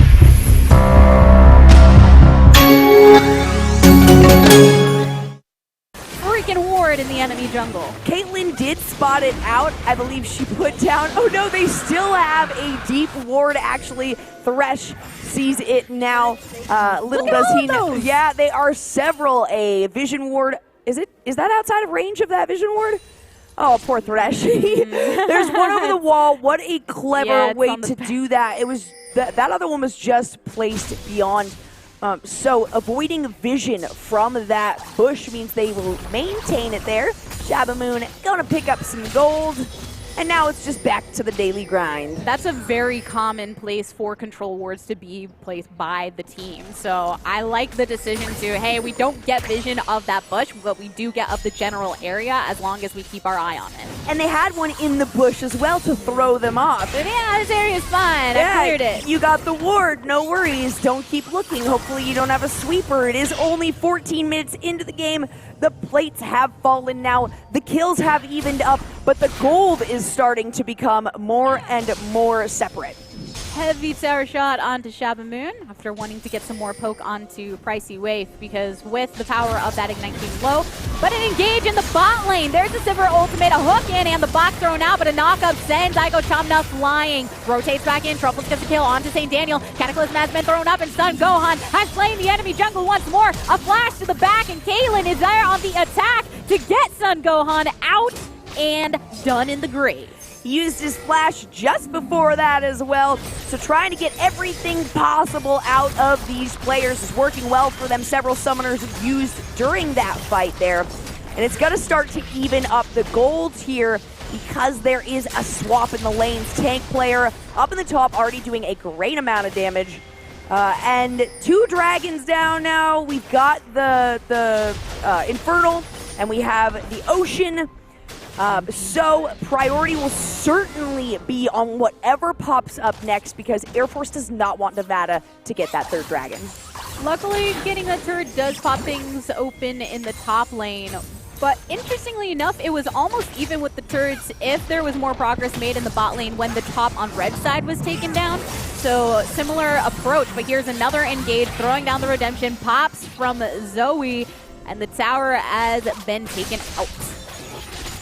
But they continue here in the middle. That's the poke. Oh my gosh, that damage just from that Zoe combination is pretty ridiculous. Yes, it is. We can already see some aggressive moves there. Towards the top side, Sivir is going to try to respond to this LeBlanc, but she's not going to be able to make much of a difference here. Shabamoon moves down, maybe just a distraction, though Shabamoon has seen Sivir's rotation up, might try to take advantage of that if she missteps. And looking at the scoreboard, 28.5K for Air Force Esports, 27.6 over on Nevada Esports as they are climbing. So nothing too crazy just yet in game number 2. It's kind of anyone's game right now. It absolutely is. We were talking about that during the draft, how there's going to be some early pressure from Nevada, which we expected. Air Force did such a great job of retaliating early on, though, and trying to keep up as much pressure as they could put out.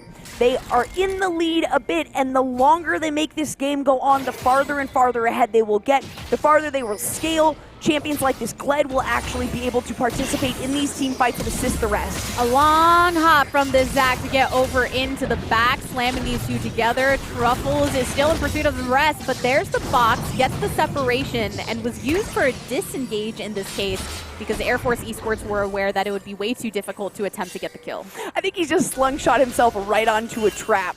That was pretty funny. Those cupcakes are so enticing. They are.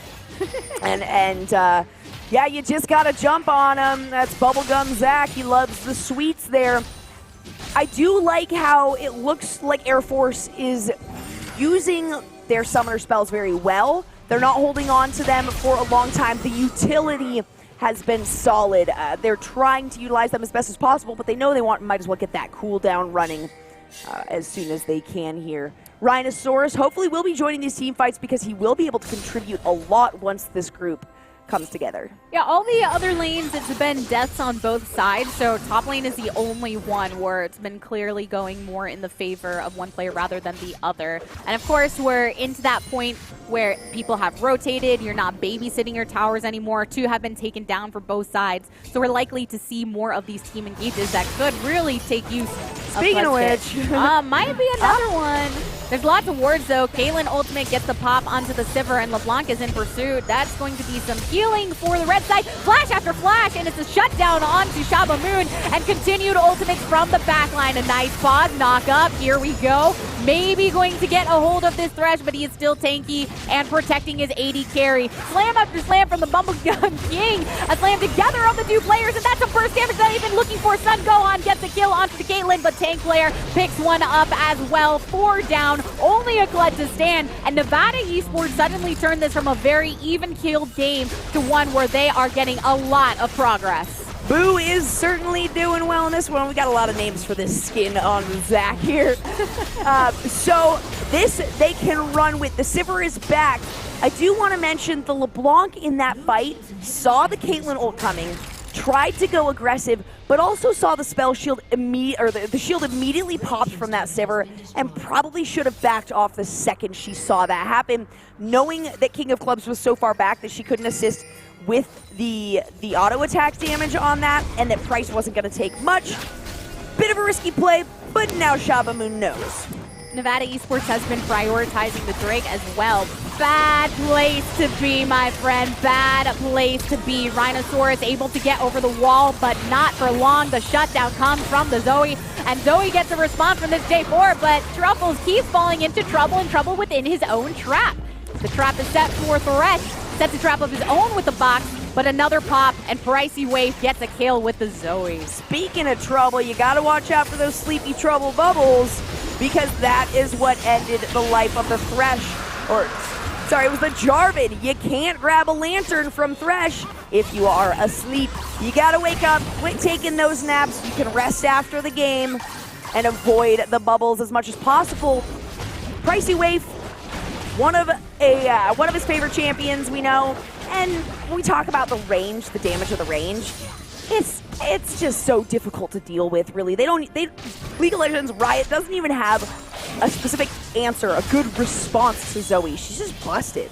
Well, one thing also, just looking at the way that those fights ended up going down. Right before that, we were talking about how even-keeled the game was, and it felt like very much a switch moment. Do you think it was just that fight going in the favor of Nevada that allowed them to change up the strategy, or was this a calculated waiting for their moment to properly pounce? They got a considerable amount of gold off of all of that. They took their time, they waited. It appeared calculated to me. Nevada said that they were trying a few things out yesterday. It did not go nearly as well as scrims and all of the other games have gone for them. I think this is how they were expecting to perform, and Air Force is still just trying to find their footing. It might just be a little too late for them to easily get it here, but they still have a chance to come back. 2 Infernals is hard. It is. 2 Infernals is rough. Really difficult, so maybe they can try and pick up and at least deny some of the Drakes later. Perhaps the Barons and things that are about to come now that we are almost at 22 minutes in the game. I did like the adaptability they demonstrated early on.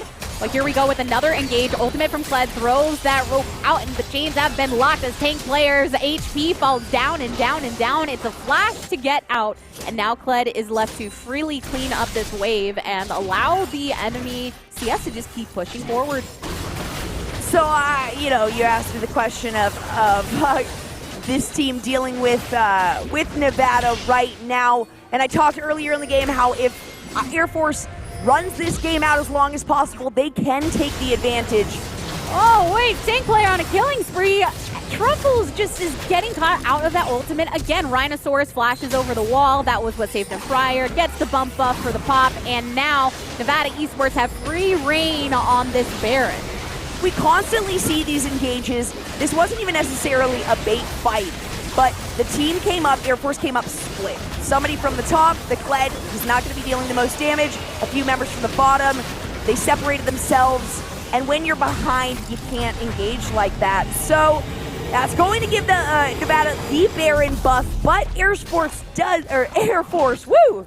It's going to be a long day today. Air Force does still have the potential here. They just have to wait it out. They have to play safe. This is so scary, though, because Nevada's been on something for the last few minutes, has really popped into gear, got the Baron, immediately back so that they could top off any of the itemization they're looking to clear out, and it'll leave them.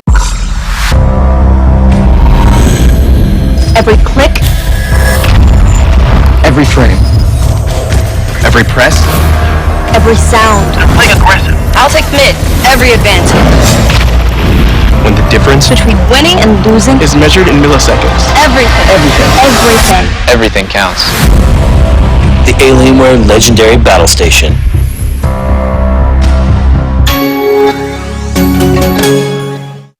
Them ready for the next fight. So Air Force Esports might just have to wait out this Baron buff as much as possible, and really it's not a matter of stopping all of the benefit Nevada is going to see, but just minimizing it so it's something you can surpass next time. It is possible for them to have a negative power play. With the movements they're making right now, they are certainly in the positive. Air Force is not very far behind, though, when it comes to these towers, 3 to 5. So still some lane presence here, but they can't contest this one. And Nevada is ready to engage. You saw that they were considering it for a moment. Sun Gohan saw that one player from Air Force Esports was ready, thought maybe the team is there, starts to wind up, says nope, he's backing off, so I don't want to use that kind of resource. I think they're waiting for multiple eyes on these players so that they can get and engage in a team sense, maybe on 3 or 4 would be ideal. They should start playing with both eyes open then, if they need multiple eyes. But then, where's the extra chat? That is true. Then you can't keep the one eyeball on Twitch chat, right? Right.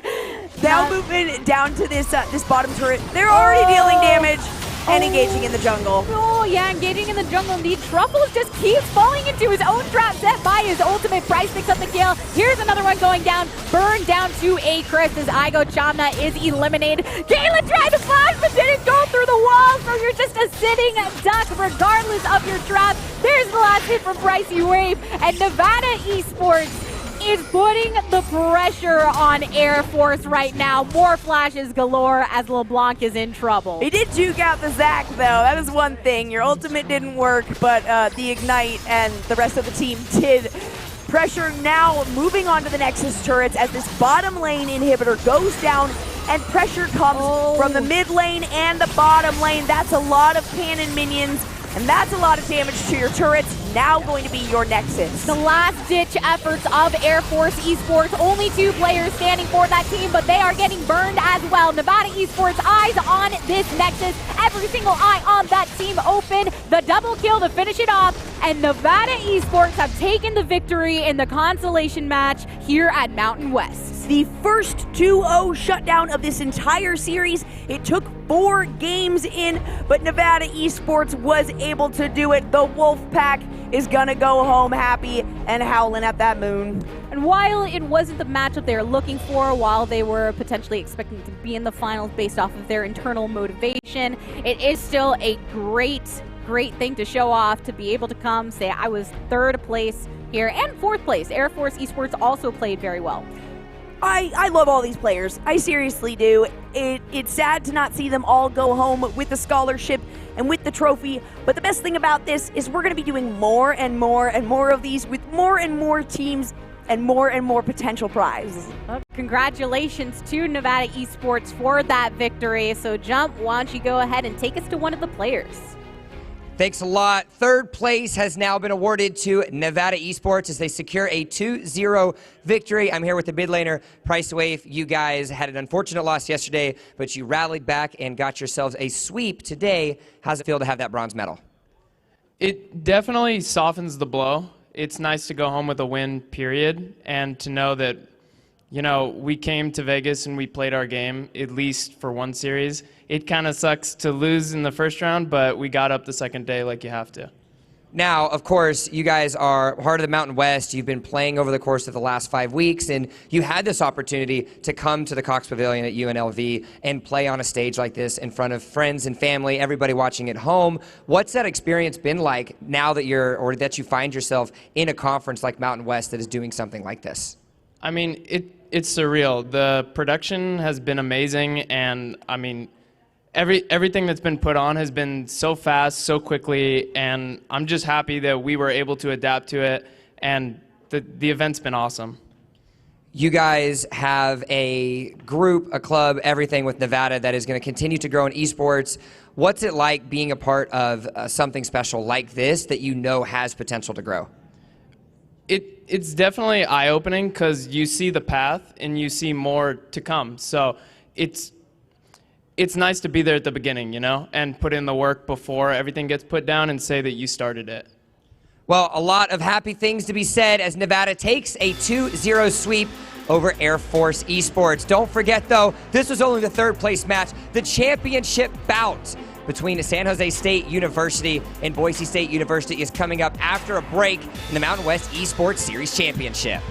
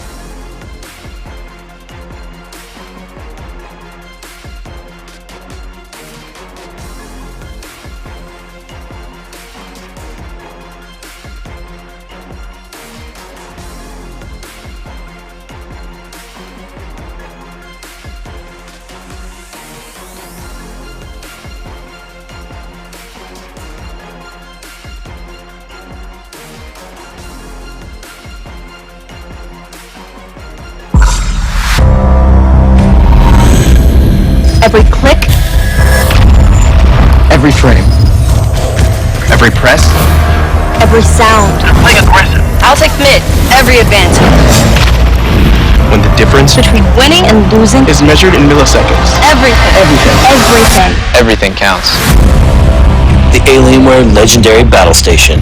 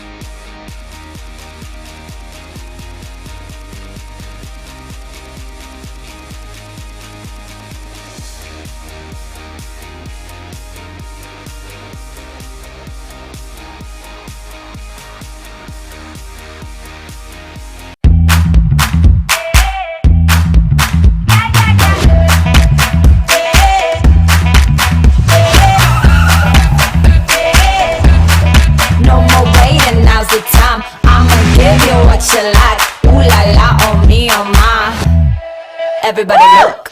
You ain't seen nothing like this, nothing like this, nothing like this. You ain't seen Enjoy 90 days free. Download now.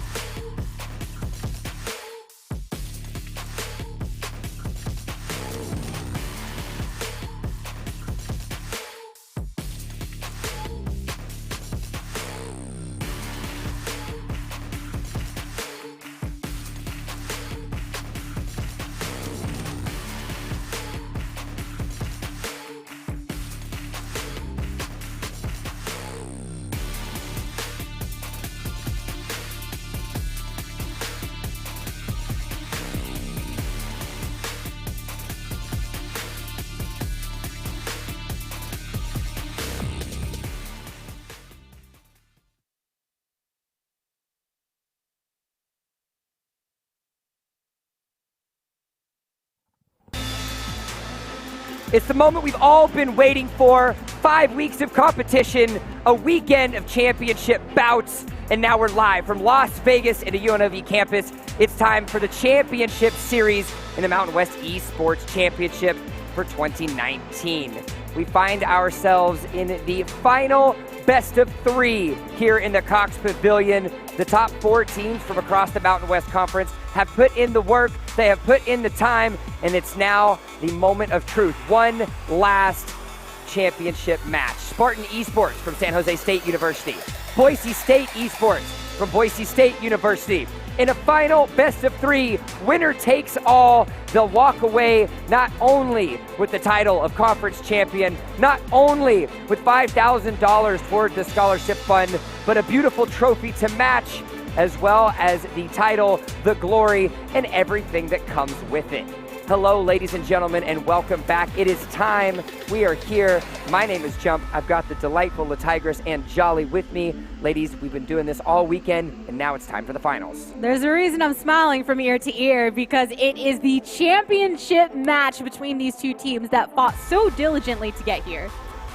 We call one the underdogs, and we call one the undefeated team. No longer undefeated. However, San Jose still kind of the underdog team here, least expected to attend this event, and they're in the finals, beating Nevada earlier yesterday. The perspectives might be different from the fans and naysayers of both of these teams, but the reality is that they are currently on the stage as equals, championship contenders with a title looming in the distance. We have fought through and through, both of these teams taking it to the full 3 games in their semifinals match, and now they find themselves on stage for one more. And one thing about it is the fact that both of these teams are used to the long haul. So if it does go the distance, there won't be a lack of energy on either side. But it looks like we have a lot to look forward to between these two teams. Oh, so much to look forward to. Boise State playing yesterday, getting taken down in the first game by Air Force, now facing San Jose. Again, 3 games total for each match, 9 games in all. And we had our first 2-0 earlier today. We'll see if they can make it 2 here today. Had a conversation with both of the teams during the semifinals match and afterwards, of course, and both of them are feeling confident, saying that their entire existence relies upon the comfort of their team, the teamwork and the camaraderie that they've built both as a club and everything else. And what better way to do that, of course, than the members that can provide that sort of excellence as well as exemplary attitude. We can take a look over at one of our players from San Jose State University and the Spartans, Melody Shepard, or Lancer, as most of you know, a major in the digital arts, a freshman, of course, enjoying League of Legends and spring rolls. She has had a lot to say and a lot of smiles coming into this weekend. Let's take a look at some more.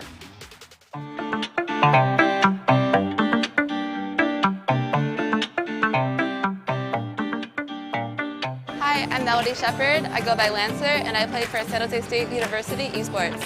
I'm from Saratoga, which is very close to San Jose. I'm a freshman, and I'm majoring in digital media arts.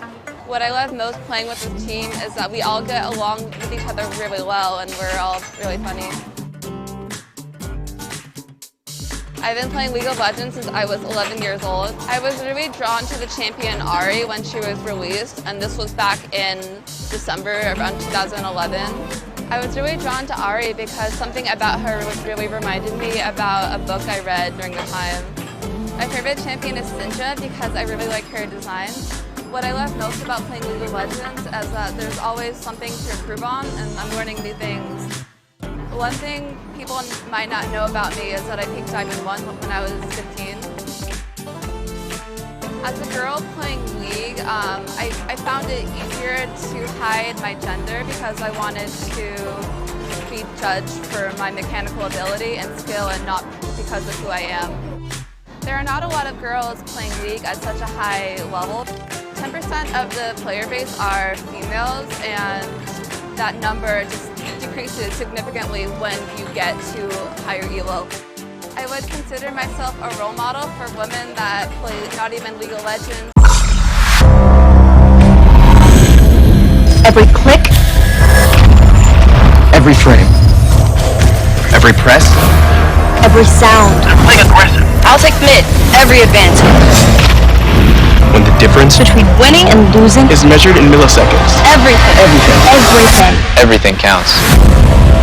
The Alienware Legendary Battle Station.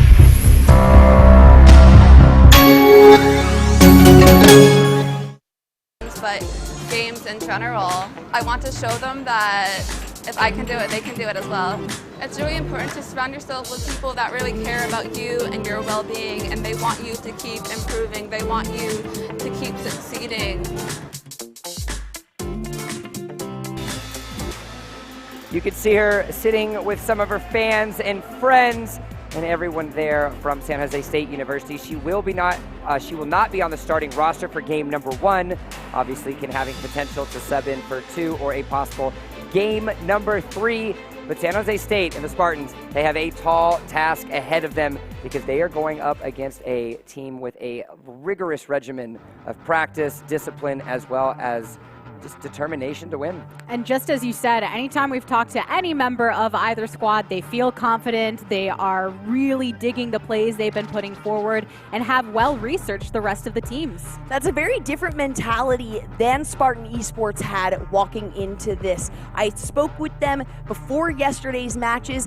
They said that they weren't necessarily incredibly confident. They were just happy to be here. They were grateful for the experience, and they were very humble to attend this event. Today, they are looking for blood. They want the win, and they have the confidence to take it. Because there's something that happens when you do make it to that final stage. A lot of times going in, you know the high caliber of the competition, and you can think, we're happy with what we get. But when it's right there at the tip of your fingers, in your grasp, you suddenly feel like we have that championship potential. Well, there's the 10 players in game number 1 that will be trying to prove that their potential can be turned into a reality. And we've got some star-studded names, specifically from Boise State. We want to touch upon Adopted Lemons, who, of course, this season swapping over to that jungle position, and then Dean, who has been a star-studded support for the Boise State squad. Some great information on him, too. We saw his highlight earlier. We might see it again. Only 3 fingers work on his right hand. He used to do a lot more sports, now esports. But let's take a look at the San Jose team, the Spartan Esports. Yep, we've got some star-studded members are going to be coming on. We've actually seen a lot coming out of camp out in the mid lane. I think that's a matchup that we're going to have to make sure to watch and how he will pair up against Red Hots. But now, ladies, it's time to get ourselves into it. Make some noise. The championship series is upon us. The draft phase has begun. Boise State Esports will find themselves on the blue, Spartan Esports on the red. Our first draft of the championship series here at Mountain West. Spartan Esports taking on Boise State as the bands begin to roll on out, starting with Lucian. Boise State chose red side to start for this match. It is loser's pick from here on out, so we'll see how this first game goes. A Vagar ban is going to be the first here from Boise State, and that is no surprise when Spartan Esports faced Nevada yesterday. The first ban of every single match was Vagar, clearly a pick against camp out in the mid lane. And a Lux has been taken off as well. Interestingly enough, Dean very versatile in his champ pool, but going back maybe a few weeks, he wasn't playing a lot of Lux until Boise State actually faced off against the Lux, struggled a little bit, but ended up winning the game. Then he brought it out against Air Force Academy in the latter portion of the regular season, put that on display, and now all of the teams are gunning for it. It's one of those that worked so well against them. Whenever that happens, Dean says, hey, I think I can do it better. So he picked it up, made it happen. Ivern going to be the final ban there against Boise State. No surprises, Adopted Lemons used that jungle to win the 2 matches yesterday, playing him in 2 of the 3. Ooh, and Boise State are the ones to take off the Thresh, despite the fact that they're usually used to it being banned against them. So I wonder what direction they're going to go. I would like to see something maybe aggressive from the bottom lane support, as we saw during the latter portion of yesterday. Likely going to be the case. There was one ban, one and a half, we'll call Ivern half a ban from Dean, because during this series, in the first 5 weeks, he did play him as a support and ended up winning that game. Sivir going to be the pick up for the bottom lane, though. Likely a support to go with that, or a jungle to follow it up from Boise State. Sivir first lock-in has some potential for counter here. but Boise State is confident enough to make it their first pick. Spartan Esports, though, in the bot lane with Bontu and Bean Milk have done a fantastic job thus far. And I think this kind of couples upon a point that you made earlier. Aggression will have to be at the forefront of the Spartans' minds because we know that Boise State likes to play for these later game compositions. They are fully trusting in their team compositions in the late game, not only to operate around the map, but in the team fights. If the Spartans want an opportunity to win, they're going to have to find a way to get ahead out and early, because the one game that Boise State did lose yesterday, it was because they fell behind in the mid-game. And despite the variable lengths of the games we saw yesterday, Spartan Esports is used to the opposite, where they do like the aggressive plays and try and get that online as soon as possible. When you're looking over at Boise State and you have the Sejuani that's been locked in as well, heavy utility coming from the jungle against the Nunu and Willem. I think that's the first time Adopted Lemons has gotten his favorite champion. We've seen in the past games when it was Air Force against Boise State, Sejuani and Nunu were the first two bans in 2 of those 3 games. Adopted Lemons' very favorite has been this Sedge. Nunu Wolf was picked up on the other side, very versatile. So it looks like Boise State's getting some of the picks they've been hoping to all weekend long. I had a conversation with Red Hots before the game, and I said, hey, you know, yesterday, clearly you stood up quite often in the All-Star match, but it was your team that ended up carrying you to victory in the semifinal match. And I said, how are you going to do it? And immediately I heard a comment from Adopted Lemons that says, well, if our solo lane mid laner doesn't play Yasuo, we might have a better chance. Well, sorry about it. Looks like Yasuo is going to end up getting picked up, and let's see what he's going to be able to do for it, as now we find ourselves in phase number 2. That makes me curious about the general feels within the team about this champion with Yasuo. That goes beyond collegiate esports. It's Right. Yasuo La Tigris. That was my first. Every Yasuo player has a very distinct type of personality or identity within the scene, and I don't know Red Hots that well, but I would like to maybe get to know him just to see if he falls within that category. He is hot-headed, but it's usually warranted. He has a reason. We've seen him pop off multiple times and even prevent falling behind in a losing lane. Maokai is going to be picked up again by Nutkobo, which opposed the top lane Jace, if I'm not mistaken, and ended up working out. So that tank up at the top and the tank in the jungle means that Dean can pick whoever he pleases to support. What Dean does have going against him, however, though, is the Vel'Koz and the Zyra. Spartans doing a really good job at focusing the second half onto that bottom lane. They're not as worried about what we're going to see from Notkoba in the top lane. They want to make sure that they have a successful bot lane attack. Ezreal, of course, being picked out in the first phase. Now a Taric to match. Gangplank making the second appearance of this event. So we saw what is possible with that sustain, the potential damage they can build up. And this leaves Boise State with the last pick of this draft. It will have to be a support. I also find it interesting on Spartan side, some of these picks seem to be a bit traditional in the Ezreal, Zoe, and Nunu.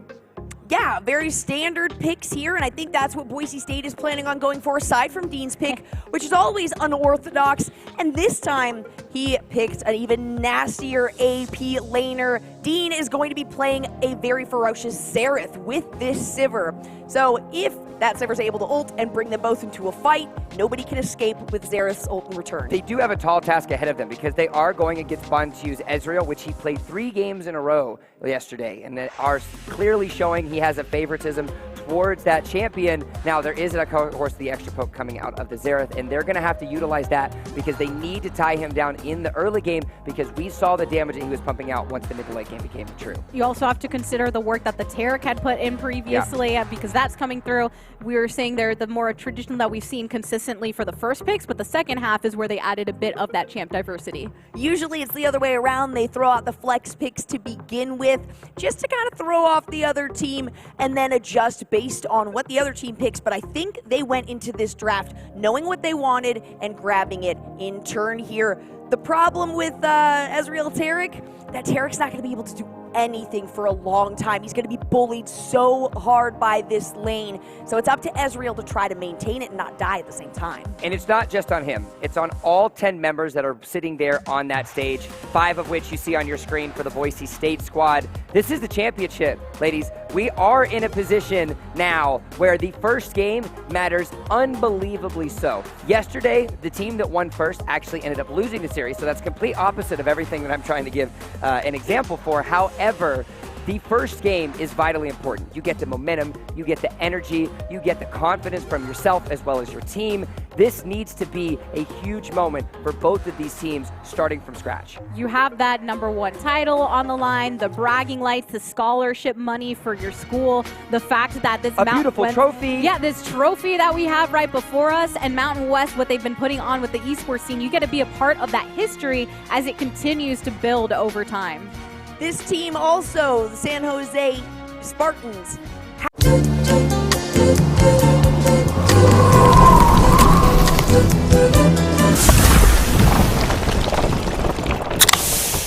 Hey you, how about a reservation?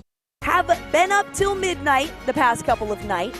The program was only founded 8 months ago as an actual student organization. Before that, or as an actual club, it was just a standard student org. Alan Ignacio, as we see up there, is the president and the coach right now. So it is run by very few people, but they have the heart necessary to take it where it wants to go. And no matter what, they will be going home with some scholarship money at the end of today.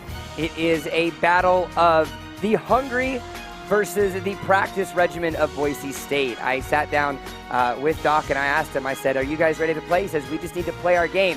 Flip that same question over to the San Jose State side, and their exact answer, we're hungry, we're ready. Another thing to consider too is when we're talking about the scholarship money available and the different levels of being around with these organizations, universities look at that. They look at these events and the success. So if you are in a situation like Spartans, where you're only 8 months old, you're looking for support from your university, maybe want to get on that varsity status like these other clubs that made that change to team, then doing well here is very imperative to proving that to your school. And they've already done well. Yes. They got farther than they thought they would coming here to Vegas, and even farther than everyone thought they would by going to the finals to face Boise State. We have had an entire season leading up into this moment. You casted many of the matches. We've seen the grind that all 10 teams in the Mountain West Conference have continued to push through, being able to stand on this stage. The nerves clearly have to be a factor. There's uncomfortableness of not your own setup, but more importantly, it's the pressure of being the 2019 conference champ. Lots and lots of pressure. But the nice thing is when you have those people supporting you, we have people in the crowd that have been watching and giving that energy. A coach behind you also helps, because sometimes you need that extra perspective to keep things in line, because the competitive nature, thinking back to all the games, I was worried about this, I was worried about that, and someone to tell you, okay, that wasn't the real issue. It was the enabling of Shen maybe to go ahead and ban that away, or it was actually the jungler that was applying that pressure. Or even getting a little bit overwhelmed. Some of these players haven't played on a stage. Yesterday was their first experience for San Jose here. Does look like we are going to be jumping over to jump. It is that time. Everyone, make some noise. We have gotten to the moment. It is time. It is here. Spartans Esports, Boise State Esports. A chance at the 2019 Mountain West Conference Championship trophy is yours for the taking.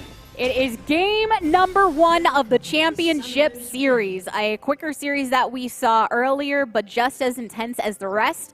And soon we'll find out what the state of being for this will be. Is it going to be a game 3? Is somebody just going to come out of the gates rolling? I sure hope there's a game 3. I would love to see Spartan Esports take Boise State all the way to game 3. Whether they take the first or the second game, 2 shutouts in a day is a little hard on the ego for some of these players. No matter what, everyone's going to play very, very well. These are the 2 teams that we've been keeping our eyes on throughout the series as they have made it through to the finals. So likely incredibly aggressive play from everyone here. Keep your eyes on Adopted Lemons, as he is one that has gotten his favorite champion who has been banned out every single game. Just some early poke here in the rivers. We're not seeing any major invades like we did during the last series, so most likely to be traditional starts with leashing from the bot lane.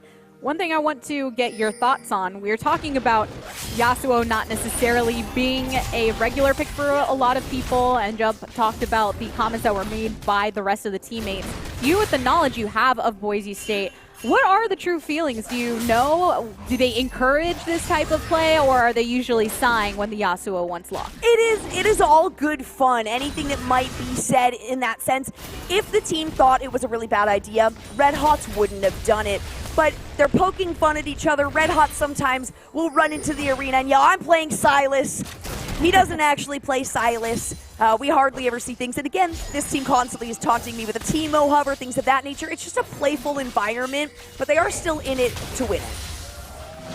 Okay, going into this lane though, I do also want to talk about the Xerath pick that we see for Dean. Haven't seen this champ during the entire weekend, don't typically see in this role necessarily either. So what do you believe was the decision making going into that? We have seen Dean play the Xerath maybe once or twice in previously broadcasted games. So we know he can pull it off. It's just a painful lane to be in when you have that much poke early on. Dean can sustain links all the way to the later game and offer some solid follow-up when it comes to post 20 minutes here. And by the way, I have the most information by far on Boise State. Trying to be as unbiased as possible. I apologize if it is coming off any other way, but I love every single team here. And you know what? As much as I know about Boise State, I would love to see the underdogs take this one home. I feel like both of these teams are so passionate about the fact that they're here that it's hard to root against anyone. And the fight that they had to go through over 5 weeks of the regular season. This is just game number 1 though. So a lot of times you're trying to get some feelers for the enemy team, see exactly how much they stick to the truth of their composition. And with this poke that's happening early on, you have to be careful of that range. One of the big things that I do recall from the previous games of San Jose versus Nevada, there was a Braum pickup into a Thresh for the Spartans, and the Taric into the Braum, and I recall Bean Milk doing an incredible job of avoiding getting hit by either the hooks or the Winter's Bite coming from the Braum. Bonq doing a great job on his own, and has been able to maintain and keep this lane even, keeping the pressure up in what would normally be a heavy losing lane. And one thing with the ultimate on Xerath, when you think about Rite of the Arcane and the ability to throw out those long-range barrages across the way, if you have mobility on your carries, you're feeling a bit more comfortable in trying to dodge that. For instance, camp out, and you have Bonq that have mobility within their kits. But other champs, not so much, especially if you're going for some early lockdown. Oh, but there's a rotation. Zedwani coming for the party in the bot lane, gets stunned out by the Taric, and here's the damage coming from the Ezreal. More damage to the name, 50% taken off of that health bar. But in the mid lane, it's Zoe that's taking most of this damage. No kills on the board just yet. The wind wall is incredibly effective, likely the reason they actually picked that Yasuo to prevent the trouble bubble and possibly also the paddle star to follow it up. Either way, avoiding one of those is incredibly helpful. Red Hot's very confident on this style of player. We saw him with the Zed, the assassin-focused melees. He does very, very well on, even though the team might not like him playing them. If there is a specific combo that you're worried about with the champion when laning against them, or one ability in particular, having that wind wall is very effective. Because it's one thing to have to block off a lot of damage, you're not really going to have much use for it in that sense. But if you're waiting for that specific pop, then you can time it rightly and just completely negate that resource from the opposite side. Pretty ridiculous, especially up against a Zoe who is just incredibly busted, and the range on her means at least you'll be able to potentially see that delivery of the paddle star and throw up the wall. Red Hot's very, very quick on responses. The dragon is now live. It looks like the vision is being placed around that area. Xerath making his way up in the river to clear out and put down some vision. You can see in that little river bush. There is a vision ward. No movement yet towards that Cloud Drake, though there are some pings coming out towards the bottom side. At this point in time, I think they're just waiting to see what the enemy team does. There's no reason to rotate towards it if your lanes are busy, and you would have to put them into an uncomfortable position. If one lane is pushing ahead, then sure, but it's pretty much frozen in some cases or waiting for the next wave in others. Even if it is pushed ahead, if both the ADC and the support...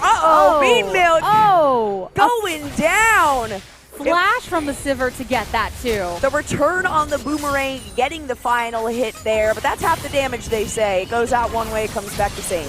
That was rough when you have to deal with that range. Here's the ultimate onto the Nunu and Willem. Chomp between two of these. The rotation from the Sejuani as well. Can she get the stun? It's also the Gangplank ultimate coming from the side, and Toesucker gets the kill onto Yasuo, picking that up from downtown in the top lane. Sejuani hoping to hit level 6 during that engage, but the Gangplank's awareness ensured that would not be the case. That ultimate still not available for her, though we can guarantee the next gank it will be utilized.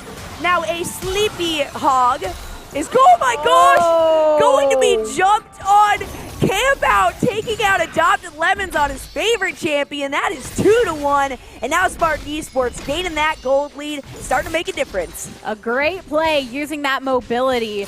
Camp Out knows very well that Zoe can have those other summoners on lock to throw out.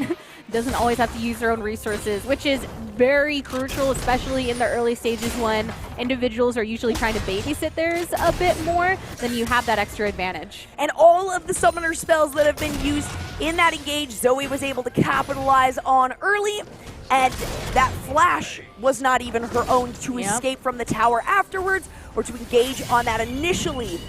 So easy pickings for Camp Out there on the Zoe. Some harass here in the mid lane. Red Hots has made his rotation back. Gets the stun though. Losing a lot of HP, sent to sleep by Zoe. But that's going to be a night-night for good for at least another 15 seconds. Clearly, Camp Out is very familiar with these paddle star movements. The geometry is not just on Vel'Koz, it is also on this Zoe. And now she is going to attempt to do as much damage as possible on this turret. Boise State, though, doing work on this bottom tower, taking out several pieces of plating. A good shield by Lynx to prevent some damage there by Bantu. I think a lot of the struggle Spartan is having in the bot lane right now is the reach. Here is that ultimate from Xerath to deal that damage from afar. Gets a couple pops onto the Ez, but he has some healing as well. That Arcano Pulse is also difficult because of the range at which it can reach pretty much completely towards the back of that tower without being in tower hit range. Ridiculous. just broken. Bean Milk, we know, loves this Taric. It is possible if the Taric really does not work this time, they may do that swap out and have Lancer jump in with a little bit more of an aggressive support, like the Nami that she loves, the Janna that can be helpful against compositions like the Sivir here. So much potential for Spartan to make a change. Whether they win or lose here, they do have the advantage at the moment. They do. 3 kills to 1, 15.5 to 14.8 gold in that differential. Nothing too crazy just yet, but something to feel confident in that you're not in a situation that Spartan has been put in before, where from the early game domination, it was difficult for them to ever surpass. Already some pressure coming from this Gangplank. We saw Gangplank yesterday, and it was the third game there for San Jose. It won them one. Lots of ultimates though. Nunu popping that ult right now. Some damage coming from the opposite Xerath, really dealing it out pretty heavy, but is the one to take the damage most with the ultimate again from Gangplank. Toesucker in that top lane, putting that contribution for the rest of the team so they get plenty of gold from these armor plates before they drop, and actually the entirety of the turret potential. Camp Out trying to get the last hit from the Arcane Comet, just down to single-digit health, so Toesucker ended up using that ultimate. Luckily, the cooldown is very short, so he should be able to use it again shortly. This Maokai getting bullied a bit, which is to be expected until he's able to get a few items or just a little bit more health. The nice thing about having a Gangplank on your side is if they're playing properly, what they should be doing, as Toesucker is clearly doing, is keeping an eye on the rest of the lanes. We'll take a pause for a second because there is a TP coming to the mid from the red side as a flash forward from Nunu, and Willem Deems gets the kill onto trackpad only, but damage is back to the enemy Sivir. Sivir gets a nice shot as Bean Milk has fallen into Evaporated Milk as that red team slays the dragon and moves off of this objective to try and clean up. I spoke with Doc Haskell, the coach, one of the heads of the Boise State program, and he was talking about the mentality yesterday and how they're carrying that over into today. We kind of think that they're playing responsively, but it's actually the opposite. What they're doing is making movements to force Spartan Esports to push back a lane or to respond to a gank, and then they work off of that. So forcing Spartan Esports to do something that they don't recognize they're being forced to, and Boise State already ready to capitalize on any mistakes. And in that bot lane of Boise State, it's basically a rinse and repeat strategy in the way that they're harassing the enemy. Because we mentioned before, the range on some of Xerath's abilities can basically lead all the way through that earlier portion of the tower, kind of the part that you step under to get some CS without being in too much trouble. So when you have that area taken away from you, especially with a melee support that you have in Tarek, then very little opportunity for you to venture on forward. And especially when he has that ultimate, which he does, and the range is even longer. An immense amount of damage comes out from each of those hits if he's able to nail them. Positioning and movement going to be easy for Bantu. Having the shift, Bean Milk, not so easy.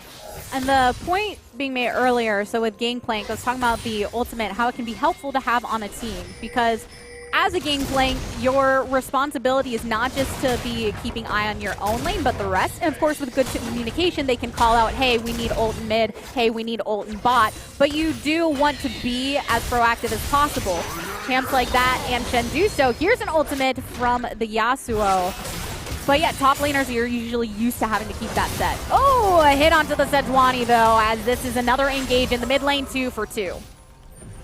Looked like Sejuani was trying to get into a position to throw an ultimate out there. Trackpad only getting the lockdown though, ensured the camp out was able to move behind, and no use throwing that ultimate onto Trackpad only as he is getting pretty tanky here. 0-1-1 is what the Sejuani is sitting at, and again, this is his favorite champion, adopted Lemons on Sejuani, and Trackpad only using Nunu much more effectively than we saw him in a few games yesterday. A 1K difference of gold between Spartan Esports and Boise State. In the top lane, Gangplank has been pushing this Maokai a lot, but that's kind of what we expected to see with the wave clear potential that Gangplank has. But these are low HP bars. Maokai using some of that sustainability to keep alive. Toesucker should be doing a great job as well, just based on what we were noticing, of letting them know when the cooldown on his ultimate is off. That's essentially the signal, hey, if you think you're in any sort of advantageous spot, go ahead, let me know when you might need my help, and I'll toss in that ult. Even just getting the slow down with the damage can really help secure an elimination or secure the safe evacuation of a teammate. That slowdown is specifically what helps them in other cases, because when Spartan was pushing on forward aggressively under the enemy tower, it almost balances the scales a bit where, yes, we're taking damage from this, but you're also taking damage from the Gangplank ultimate and slower, so we don't have to spend as much time chasing. But here's the chase as another ultimate from the Gangplank comes on down. The Ignite onto Sivir, uses the ult to get out, but Bean Milk gets the credit for that one. Very aggressive support play as Red Team also takes another turret in an opposite lane. Ult, flash, and heal to try to get out of that one. It's tough, though, to consider flashing with the Ignite on you. Spartan Esports taking advantage of the 4 men in the top lane, along with now Shelly, who should be able to hit a second tower here. That's 2 down for Spartan Esports and only 1 for Boise State. Shelly is still alive. Sejuani into the back of his tower, gets stunned out, so can't turn around, and that is so much burst. Camp out, oh my goodness, spare nothing with this Sejuani. Yasuo has made his rotation so he can throw up this wind wall as much as possible. Great rotations. This team, Spartan Esports today, is doing a very solid job of communicating and rotating as well. The ultimate from Nunu being popped there, both to secure this and to scare off the opposing laners, sending Maokai back to base. Now Sivir, the only one in that bottom lane, has to be very, very careful. That's not exactly a place that you want to get caught out, which is why they have these wards in their own jungle, so Sivir can feel comfortable cleaning up some of that CS before rotating towards the mid lane. And on the opposite side, the mid laner is rotating over into this river, taking out some of the wards and potentially collapse upon this Gangplank. Luden's Echo just finished up by this 3-0-3 Zoe. She's behind in CS, but that is quite all right. There's only a static Shiv and a BF sword on the side of Yasuo, still working on building up those items. But he is doing a great job after getting shut down so early on to attempt to put out as much damage. Somebody's gonna need to take out this Zoe soon, though. They really do, because those bubbles have not been faring well for Boise State. There are moments where look unkillable, and then as soon as they go to sleep, you know, oh, it's over. Even the Sejuani jumping far back, getting put to sleep, coming back, and then getting hit by that long-range paddle star. It hurts so much. It hurts so good. No, it hurts so bad. It's not even a good hurt. Depending on who you ask, maybe so. No, it's so good. It's so good. But there's the mobility from Newton. Now it's the collapse. Separation from Spartan Esports might be the trouble in the Dragon Pit as you get that aggro of the objective as well. Here's an ultimate from the Tarek. Four-sided vulnerability right before the ult from Yasuo, so it is completely negated as Campout gets the kill onto the enemy mid laner, pulls out a flash on the opposite side, and the 4 remaining on Boise State have to run away with their tail between their legs, but Dean's tail is cut off right at the base. That has got to be a main replay. Play of the game, potentially even. Such a good move. Toesucker, meanwhile, has pushed all the way up to that second top lane turret. Maokai being forced to go up there and try to prevent any more damage, since Toesucker has already almost taken it out. And now they're going to focus another lane. That split pusher in the top is going to allow Bean Milk and Camp Out to remove this turret from the mid lane. That's going to give him pressure in all 3 lanes. I am very impressed with the way Spartan Esports have managed to keep pushing this comp forward without doing cheeky things like invades. It was just very sticking to these kits, knowing the potential that Gangplank ultimate can have in the early game as soon as you hit that level 6, and allowing Camp Out to get kill after kill after kill with that 4-0-3 KDA. Stealing buffs. We'll see if they're able to steal anything else. It seems Boise State was able to take that dragon from them, but it did not do them much good. The Ocean Drake there after being picked up by Spartan Esports, who have a pretty considerable gold lead now and have very quickly begun to increase that. And while Spartan Esports are doing very well in this moment, Boise State has had some times where they've come back from being behind. They definitely have. They tend to excel better at coming back from being behind than continuing to stay consistently in the lead here. Dr. Lemons is able to get his own buff, and hopefully will be transferred over to the Zoe very quickly like the last one was. Almost to 20 minutes within the game, which is when Baron will come into play. Usually don't see one that quickly after, but it signals the supports and anyone else with major warding to just go and light up that river a bit and anticipate any movement from the enemy. There were a couple games where there was an immediate jump onto the Baron right at the 20 minutes. I believe that might have been Nevada. Yeah, I think they're a couple like 22 kind of within that range. And Boise State, they don't want to bait out the fight necessarily, though that is potentially falling into their trap. It's more of a set-up reactive play and forcing the enemy team to have no ability to react to Boise State. So that's why we can see them peeling back and trying to pressure Spartan Esports to where they want them to go. The sweepers fully utilized to remove some of that vision from the opposite end, have the control wards moving as a unit as well. You see at least 3 people grasped together because you don't want to get caught out right before a big objective is collapsed upon, because then you're pretty much telling the enemy team, hey, you took care of our biggest threat or the thing that was going to peel you off of it, so just go get it.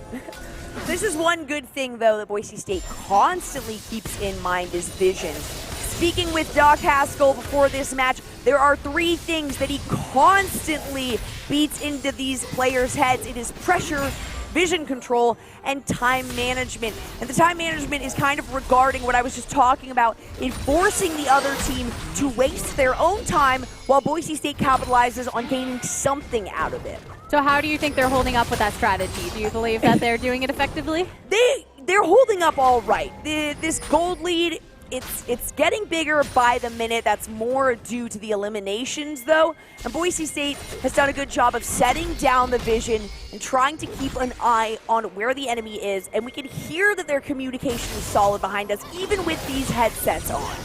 Well, here is a start to this Baron from Spartan Esports. But Boise State's aware. They're very quickly burning it down. That was a lot of damage, almost half health in just a few seconds. I do like their choice to peel off of it for now, though, because it wasn't quick enough to burn before Boise State made the rotation over. And they threw out those sensor wards so that they knew exactly where they were. Instead, Spartan decides to rotate into the enemy jungle and clean it up a bit. Now they know they can easily take it with 3 members as well very, very quickly. So if they're able to remove the Sejuani as they did, she lost her flash after they attempted to follow up the engage on her. That means that if they do want to go in, all they have to do is say, okay, the Sejuani's back at base, the Sejuani is back here, and they can make a move onto it. Meanwhile, Toesucker is mirroring Not Koba over in the bot lane, wanting to push up that wave because they have the advantage, taking down the turret earlier. I will say, after the Sejuani flashed out and backed, they probably could have turned around and gotten that Baron. They burned it down incredibly quickly. That was a lot of damage, very fast. You see it right there onto the Xerath. And you've given enough time for Boise to make their rotation, and Bonfuse lays a Dean. Oh no, so Boise don't have their very aggressive support going into the next engagement. 9-3, that is 3 times the eliminations on Spartan Esports side, as Boise State has. And now Boise State's gonna have to play super safe, backing to their base, ensuring that those towers don't go down. We can see the top one is very low, the bottom one is very low, and that mid turret is just as juicy. It's about a, let's see, 7K-ish gold difference in the favor of Spartan. So it wasn't that long ago we looked at it and it was maybe 1K, but now it's extended over time. And here's the live Drake rotation from Spartan. Burn it down just as easily as any other objective, so that's going right into their sleeve. That is a lot of damage. Boise State's only choice here is to try to clear out some vision from Baron, as they know that Spartan Esports has just picked up the Dragon and will likely be heading up that way. Boise State can't contest this unless they pinch Spartan Esports or get them to engage on the Dragon and then jump on them in the pit. And Spartan, knowing that Gangplank has his teleport up as well as the ultimate, that means that he can apply pressure but still stay in the lane as much as possible. Because here you are approaching this tier 2 turret with a wave fully behind you. Maokai's making the rotation, but you just wanted to ensure that your resources weren't too far behind the objective. This strategy that Boise State planned to have for this map, in particular the time management, that's exactly what Spartan Esports is utilizing against Boise State. They're pushing lanes. Maokai now has to back away from the Baron and go to the bottom lane. They go over to Baron and split themselves up. They're forcing somebody up to the top lane to pressure. And now they're going to try to counter this Baron start. Oh! Campa gets that kill onto Dean. Bonsi also picks one up onto the enemy and Sejuani. This is all after Beanmill pop that ultimate with the Taric, and they rotate back towards Baron. No support, no jungle for Boise State, and that fast burn down, same as prior. That's all they need. They've got the smite, but no, they want to go in for more kills. Work around that wind wall, go and follow after the flash, because this Yasuo's got a target on his back. Maokai putting the body in the way of the most of the damage, and Camp Out gets another kill. Still some pursuit from Trackpad only, but you got pretty much everything that you wanted from this, so instead rotating back towards Baron, that's going to be back to full HP. Not only that, but they're able to now pressure all of these lanes which have been pushed in. Some pings coming out from Boise State. They want to engage. There's lots of damage coming on to Camp Out. Oh, and Camp Out is shut down by Sivir. Trackpad only dishing it back to the enemy mid laner, and there's still trouble to be had. Toesucker on the killing spree for the Sivir, and his Gangplank that has fallen into the grave once more. Damage from Dean as he's back in the fight, and the Gangplank ultimate has finally started to simmer. 2-3 down for Boise State, 2 fallen for Spartan Esports, and the Baron is still around. Boise State needs to pressure some of these lanes. They need to move in as a safe squad, likely 4 members, and get some damage on any of these turrets trying to push minions through. 4 towers to 1 not only gives Spartan Esports a pretty solid advantage on the gold lead, but also allows them to force Boise State back into their base and only able to defend. The interesting thing about those engagements that we just witnessed as well is when you're at that 25-minute mark, the timers still aren't all that long. So yes, they killed off a couple members from Boise State, but the time that it took for them to rotate back over to Baron and stick to that objective wasn't enough to surpass the death timers, and they basically rolled that engage into another one where the objective became the second focal point instead of the first. This Baron pit is going to lead to somebody getting aced, somebody eventually picking up that Baron. Both teams want it so badly, but they have to be very careful, tiptoeing around this Baron pit, trying to not get caught out, but at the same time, looking for opportunities to catch your opponents out. And then on the other side of the river, we're about a minute and a half away from the next Drake being up. 2 have gone for Spartan. 1 is over for Boise State. A lot of the other games we've seen, it's been very one-sided with the pressure that is put over on the bot side river. Speaking of pressure on the bot side river, Sivir is going to have to change her route and head that way. Gangplank maybe going to follow it up, maybe going back to support his team or buy some items with all of the gold he just gained off of those minions. He still has potential to engage here as he is full health and full mana, so he's going to keep the pressure on as soon as Sivir leaves the lane. Ezreal ult to kick off this fight as Moon throws it into Tarek with that extra protection, and the fight keeps on going. Bantu finally picks up the kill onto the enemy top laner, and the Gangplank ultimate rains on down. Red Hot's eliminated by Zoe, who wants to burst time and time again. Here's that snowball action, extra speed, and speedy enough to eliminate Track. Every click, Every frame. Every press. every sound. Play aggressive. I'll take mid. Every advantage. When the difference Between winning and losing is measured in milliseconds. everything. Everything. Everything counts. The Alienware Legendary Battle Station.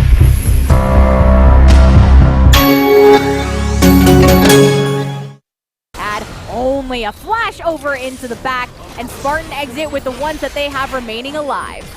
One of those global ultimates the Spartans have would certainly be helpful from Boise State. They have the Ezreal ult as well as the Gangplank, so keeping an eye on the map is a priority, which leads them to have better vision overall. Steal in the blue buff away from Boise State is just going to force them farther back. And it looks like Bantu wants a little extra damage here. Now movement onto the Dragon as it has just dropped.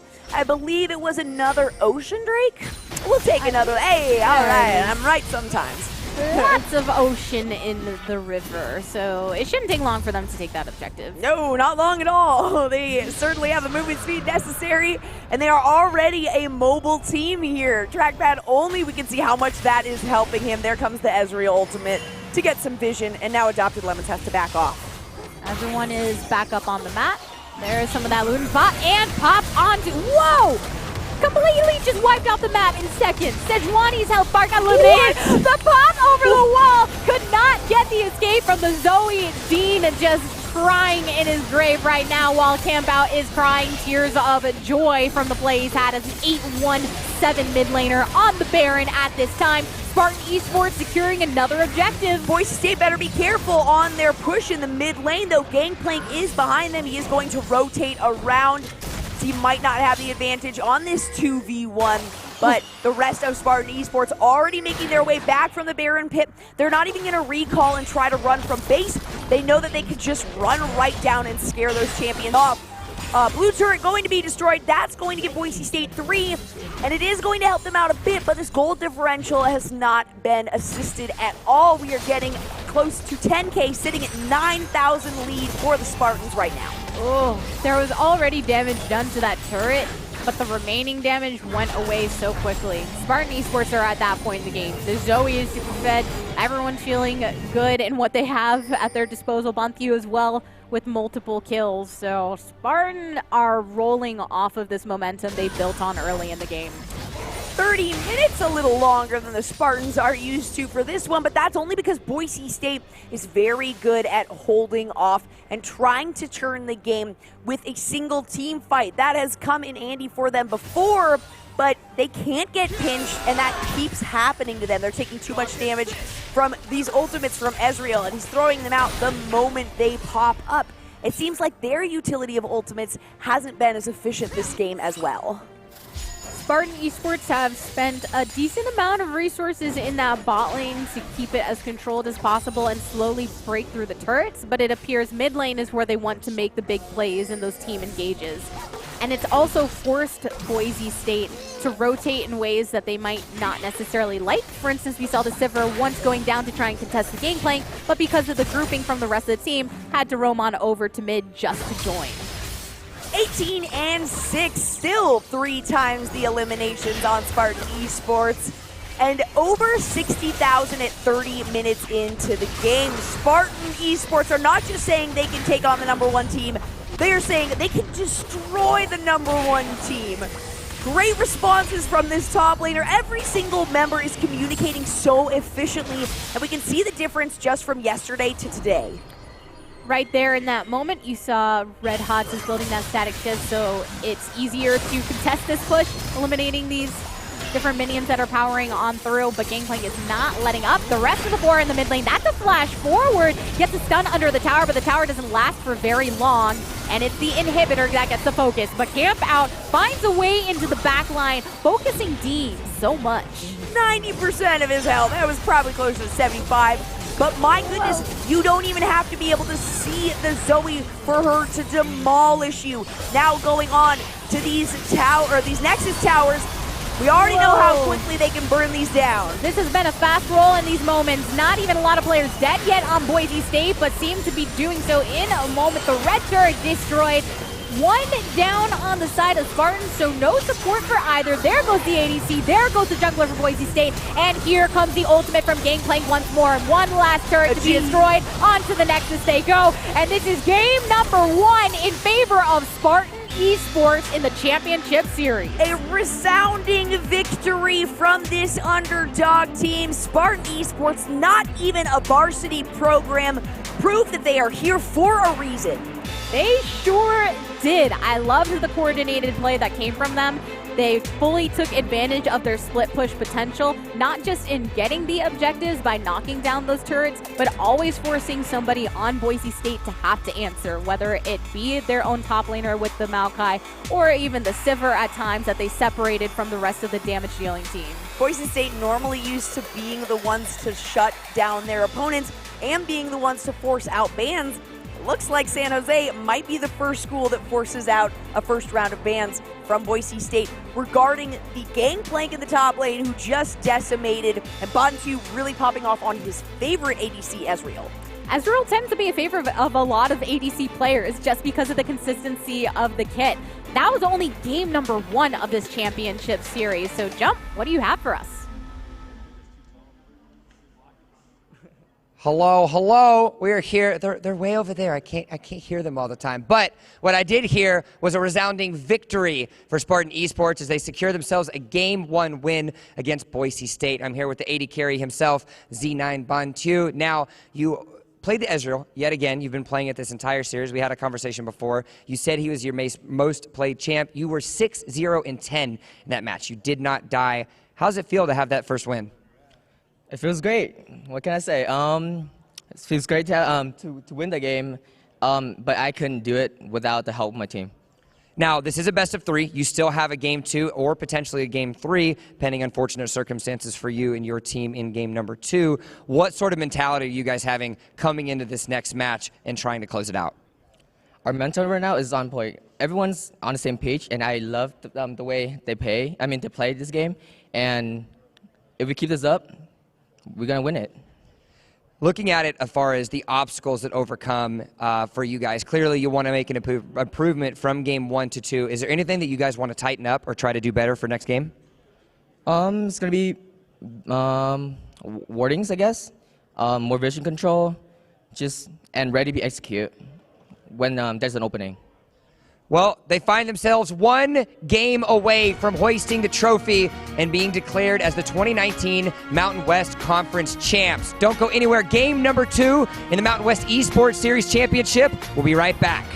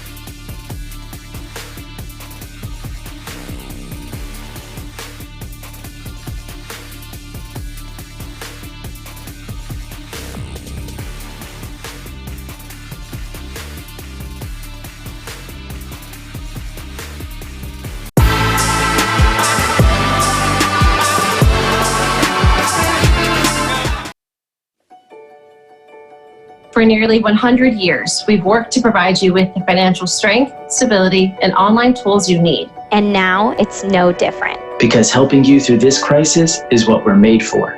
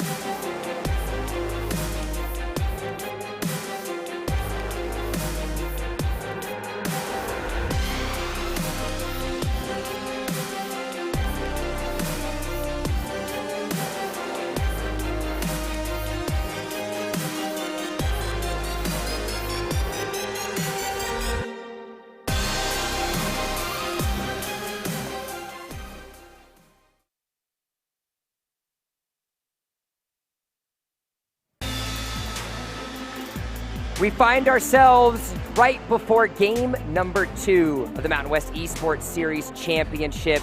You can see them on your screen there. It is none other than Boise State. They find themselves down a game here in the championship. They lost to San Jose State University in game number 1. But that doesn't mean that they're down and out just yet. It doesn't mean that they're over, because they have an all-star support that's going to be hoping to lead them the way. Dean Wood, or Dean, as you might know him in game, a sophomore majoring in business administration, enjoying League of Legends, of course, and Apex Legends, and some spicy hot wings. So let's see what spicy thoughts that he has coming in now for the championship match.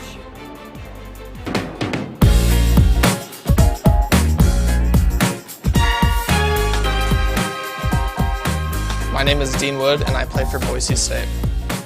I'm from Boise, Idaho. I'm majoring in business administration. After I graduate, I want to become an esports coach. I've been playing League of Legends since Season 1, about 9 years. My favorite champion to play is Thresh because of his playmaking abilities. One thing people might not know about me is that I played college basketball for 1 year. Another thing people might not know about me is about 8 years ago I had an accident and I injured my hand. I don't have any feeling in 2 fingers in my right hand. Luckily, I'm still able to control the mouse and play at my highest level. Playing League of Legends for Boise State University is something that I'm really passionate about. I was playing for another school. I decided to transfer to Boise because they have a great esport program. I also wanted to transfer because I'm from Boise and I'm passionate about this school.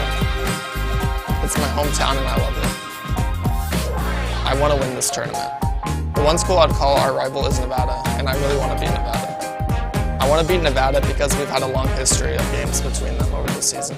When this tournament is over, we are going to come out champions.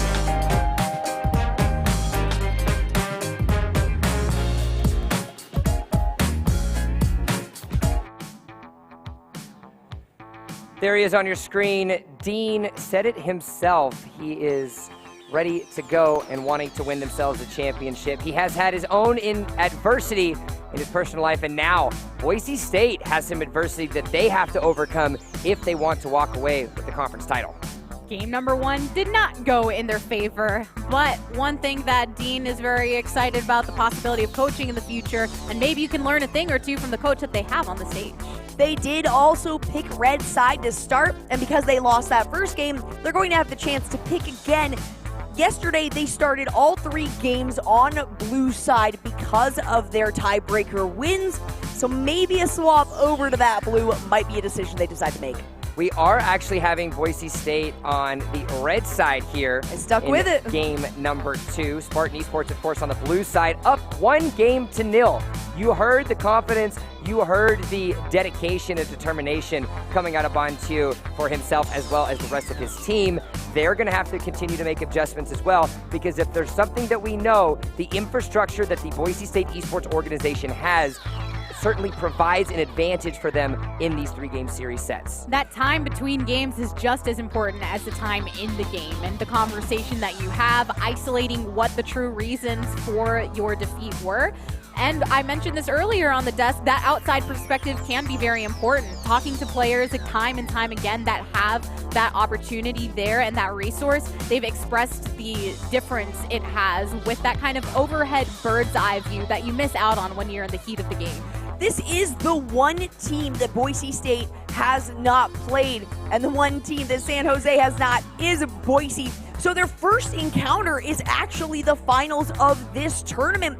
And Boise State is coming to find that San Jose has every reason to be here in the finals. And immediately, respect has been given Zoe as well as Gangplank to match the Syndra. They're banned away by Boise State. Nothing of the same, or nothing of difference. If it ain't broke, don't fix it. Lux, Lucian, Ivern banned away by Spartan, and an immediate first pick onto that Sejuani. I do like taking away the Gangplank just because a lot of the threat wasn't necessarily the overall kit. It was the ultimate, which even if you shut him down in lane, that's still going to be a problem later.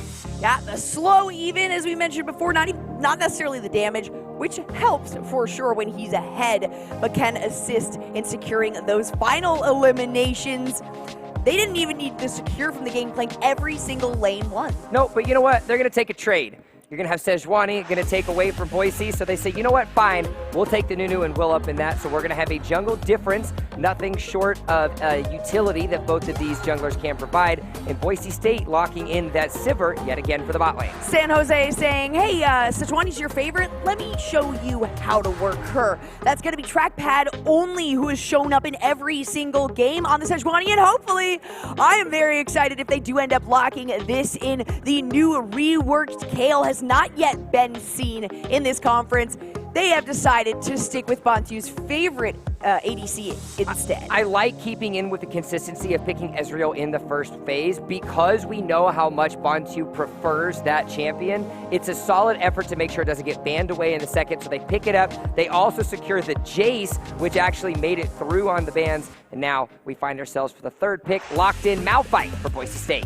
And certain picks have a very specific thing that you have to shut down, right? Whereas Ezreal, because of the overall well-roundedness, you're not giving an opportunity to Boise State to have a very particular counter. They still need to pick something that will be good for the overall comp. And they obviously have Sivir and Nunu for what they offer in the team composition, and then a Malphite making an appearance. But it's also showing that that the Spartans are adapting despite the fact that they got to win. They took away the Sejuani because they knew that it was a potential threat coming out of Boise State. Couple that with the fact that Jace got banned in the second phase by Boise State, they picked that up as a priority pick. Two strong individual performances for them. Now, they also recognize that the Xerath was strong in the bot lane. This is a very solid Spartan strategy coming in game number 2. And Boise State recognizing, or giving a respect ban over to the Taric, another member they don't want to play against. That's 3 in a row that they just lost to. Both supports from last game not going to be here in game number 2.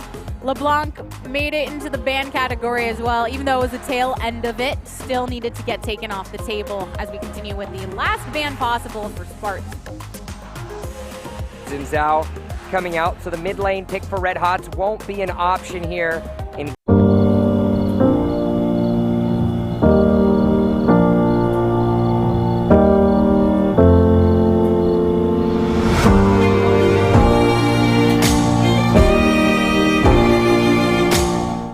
game number 2, and now Boise State is going to have to make a change of decision. Wouldn't be surprised here if they just decide to pick up that support for Dean and leaving that last pick for the mid lane and seeing if they can create a more favorable matchup against Camp Out. For all we know, they already have picked the support for Dean. It looks like they're going to lock in the Janna here. We know not necessarily one of Bean Milk's favorite picks, certainly one of Lancer's, though, the other support. That's what I was just thinking. Oh, Lancer really likes this pick, and the thing about Janna, what she offers is that overall utility, whether it be the mobility, the ultimate, that you have to be able to execute properly because you can hinder your team. And this is actually a conscious decision of Boise State to shift Dean from a more hard carry support style to something with a lot more utility. It is the first time we're actually seeing something like this because he is forced to that aggressive. His Vel'Koz was left open, but he decided to not go for it because why? He knows that he has to be that rock for his team, and so Janna selected Vel'Koz as well as Thresh, so we find a Vel'Koz in the mid lane, a Thresh falling down to the support position for Bean Milk, and now it looks to be an Akali hover and a lock-in for Boise State. Spartan Esports stealing everything away from these members of Boise State. Vel'Koz a Dean favorite and Thresh a Dean favorite there. It appears the Sejuani early start will be helpful. I was very impressed by the new plays, though. Again, very much an improvement from yesterday's games. We were seeing shutting down that Sejuani really hard. But we're in a spot now where Boise State is yet again sticking to their guns despite the adversity in a team fight, later game style composition. This is, I think, the biggest point of criticism that we have had for them over the course of this weekend is, in a good way, yes, they're sticking with their guns. They know what they're good at, and they know what they have at their disposal. But if there's anything that we learned from game number 1, when San Jose State gets out ahead, they do win games, and they have a composition that can do just that yet again. They were given the opportunity in game number 1 to do what they like most, be aggressive right from the start, and Boise didn't have what they needed to shut that down. And in this case, I think we do expect a change, not just in the draft as we just witnessed, but in their strategy during that laning phase. We have not seen Janna or an AP-focused support specifically, aside from someone like Zyra, someone that can be utilized in the mid lane. Janna, not the case. Definitely a support here, but the utility from her Zephyr, the W, and then also the Whirlwind can be devastating for this bottom lane. Ezreal and Thresh, though, that's such a solid match up there. It's still going to be difficult for Boise State. But, and that's the thing, is you take a look at it, Janna will provide a lot of help for them once you get to the lane phase, and will provide that protection if the bot lane of B-Milk and Bantu decide to go aggressive, but they don't have to. Ezreal scales very well in the current iteration of him as a champion, which creates that opportunity then for they say, hey, if you just want to sit back and farm with your Sivir, fine. We'll do the same thing, and we'll find out which AD carry comes out on top. I also want to see what itemization that Dean ends up going with, because we've seen some versatility from what he's brought through. And if you capitalize upon things like movement speed, where you can enable the team, or other things for a bit more of that durability, throwing out that extra healing, Janna and what she offers, not just for control of your carries, but objective control as well, because you can put that shield onto the turrets. Yes, you can, and you can speed up your Sivir, who already has her own speed. So you're absolutely right when it comes to movement speed items. Certainly going to become helpful for this team here. And the Malphite in response to the Jace is going to be pretty painful for the Spartans to begin. Being able to toss that rock and get the slow down on the Jace, it's going to force him to be defensive to start. It does create an opportunity, though, because it is a range versus the melee matchup. Jace will provide that pressure early on until Malphite is able to get some health and some armor. However, because we have seen some aggressive jungling maneuvers of the Spartans, with the Sejuani now, you've got the knockup available. It could be an opportunity. We have seen in this matchup specifically, them basically leave their top laners in an island by themselves, saying, all right, you know what, you guys do your own thing. You can shoot things at him and you can just be a rock. But there could be an opportunity now with that aggressive posturing that the Sejuani can bring. Both Sejuani and Nunu and Willem serve a lot of the same purpose with the utility and the way they can set up these fights. So even though they have differences in their kits, their role within the team will be very similar and who's going to execute it best. And Bantu as well might be my MVP, or Bantu, I was going to say Trackpad initially. Bantu's been doing a great job, but Trackpad, day one, played 3 different jungles, did very well with each one. Today now playing Nunu and Sejuani, who were both picked up yesterday, and consistent improvement in the play style really makes him a standout player, in my opinion. This is a do-or-die situation for Boise State Esports as they find themselves down a game yet again. We've talked about the mental resilience that they have and the ability to weather the storm, but if there's something that they are going against, it is a very hungry Spartan squad. They want their dinner, they want their dessert, they want the conference title. A nice thing about this format, as well as the fact that you have best of 3s in the regular season and the playoffs, so you've at least been used to that, even if you're not used to the scheme and the adjustment it requires, compared to formats where you have the best of 1 and then you're rolling with a whole different entity. Something that's interesting as well, and this was a little more consistent with day one, the main picks and bans from those 5 weeks of the preliminary games into this have almost not been seen here. So let's take a look at this game here. Let's make it happen. It is game number 2. Will Boise State force a game number 3 here in Las Vegas, or is it going to be the Spartans that put the nail in the coffin, walk away with the title, and walk away with the championship belt? Game number 2 starts right now, potentially the last game of the day, depending on whether Boise State can push this to a game number 3, but Spartans are looking very strong after the first. Boise State would definitely go home with heads hung low, as last year they were only up against UNLV, who they defeated very well in the scrims early on, but come to the tournament, they got shut down hard. So they didn't take home a trophy last year. They really want to be able to bring that beautiful thing home at this time. But San Jose Spartans, of all the teams, may be the ones to take it away from them. Sending some vision out into jungle. No one wants to deal with an early invade. So I think everyone's pretty much defaulting to the normal rotations at the start, which we saw in game number 1. It is risky if you try to repeat invades when your team has already executed that in past series because of the fact that you can just telegraph it. Safe starts are just that, safe. Trackpad only in that standard red, and then Nunu up on his own near that red as well. About the same starts for both of these champions. Dean going with that airy standard picks, but both aggressive supports having the Ignite as that secondary summoner spell. Camp Out is on the Vel'Koz. The only time we have seen that pick within this tournament is Dean running it as a support, but Vel'Koz wasn't always run in that lane, and still to this day is often run in other places, including the mid lane. Generally run in the mid lane, yes, though you're right. For the most part, we have been seeing him throughout the entirety of this Mountain West Conference in the bottom lane of all places, if not banned out. And don't let that fool you, everyone. A lot of these picks stand in line with what is traditional in this meta. You can flex so many things in so many places, depending on how you adjust your build, how you decide to counter the enemy. It's much more focused, I feel like, on shutting down the certain champion you're facing against than what the lane itself needs.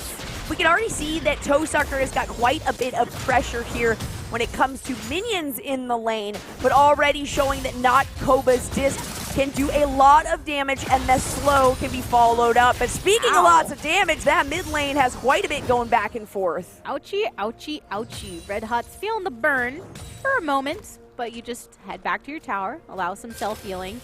Akali has been noted for a couple of these players as a preferential pick, so why don't you tell us a little bit about the Akali on Red Hots? The thing that I love about this, Red Hots absolutely adores the Akali, but Camp Out also mainly plays Akali, actually more so than Zoe. So a primary mid laner, they're like, all right, you're going to take our Vel'Koz, you're going to take some of our laners here, the Thresh. Well, then I'll show you how to run Akali here. Boise State pushing in this bottom lane while being forced back in this top lane is going to make it easy for the jungle to decide where he wants to maneuver first.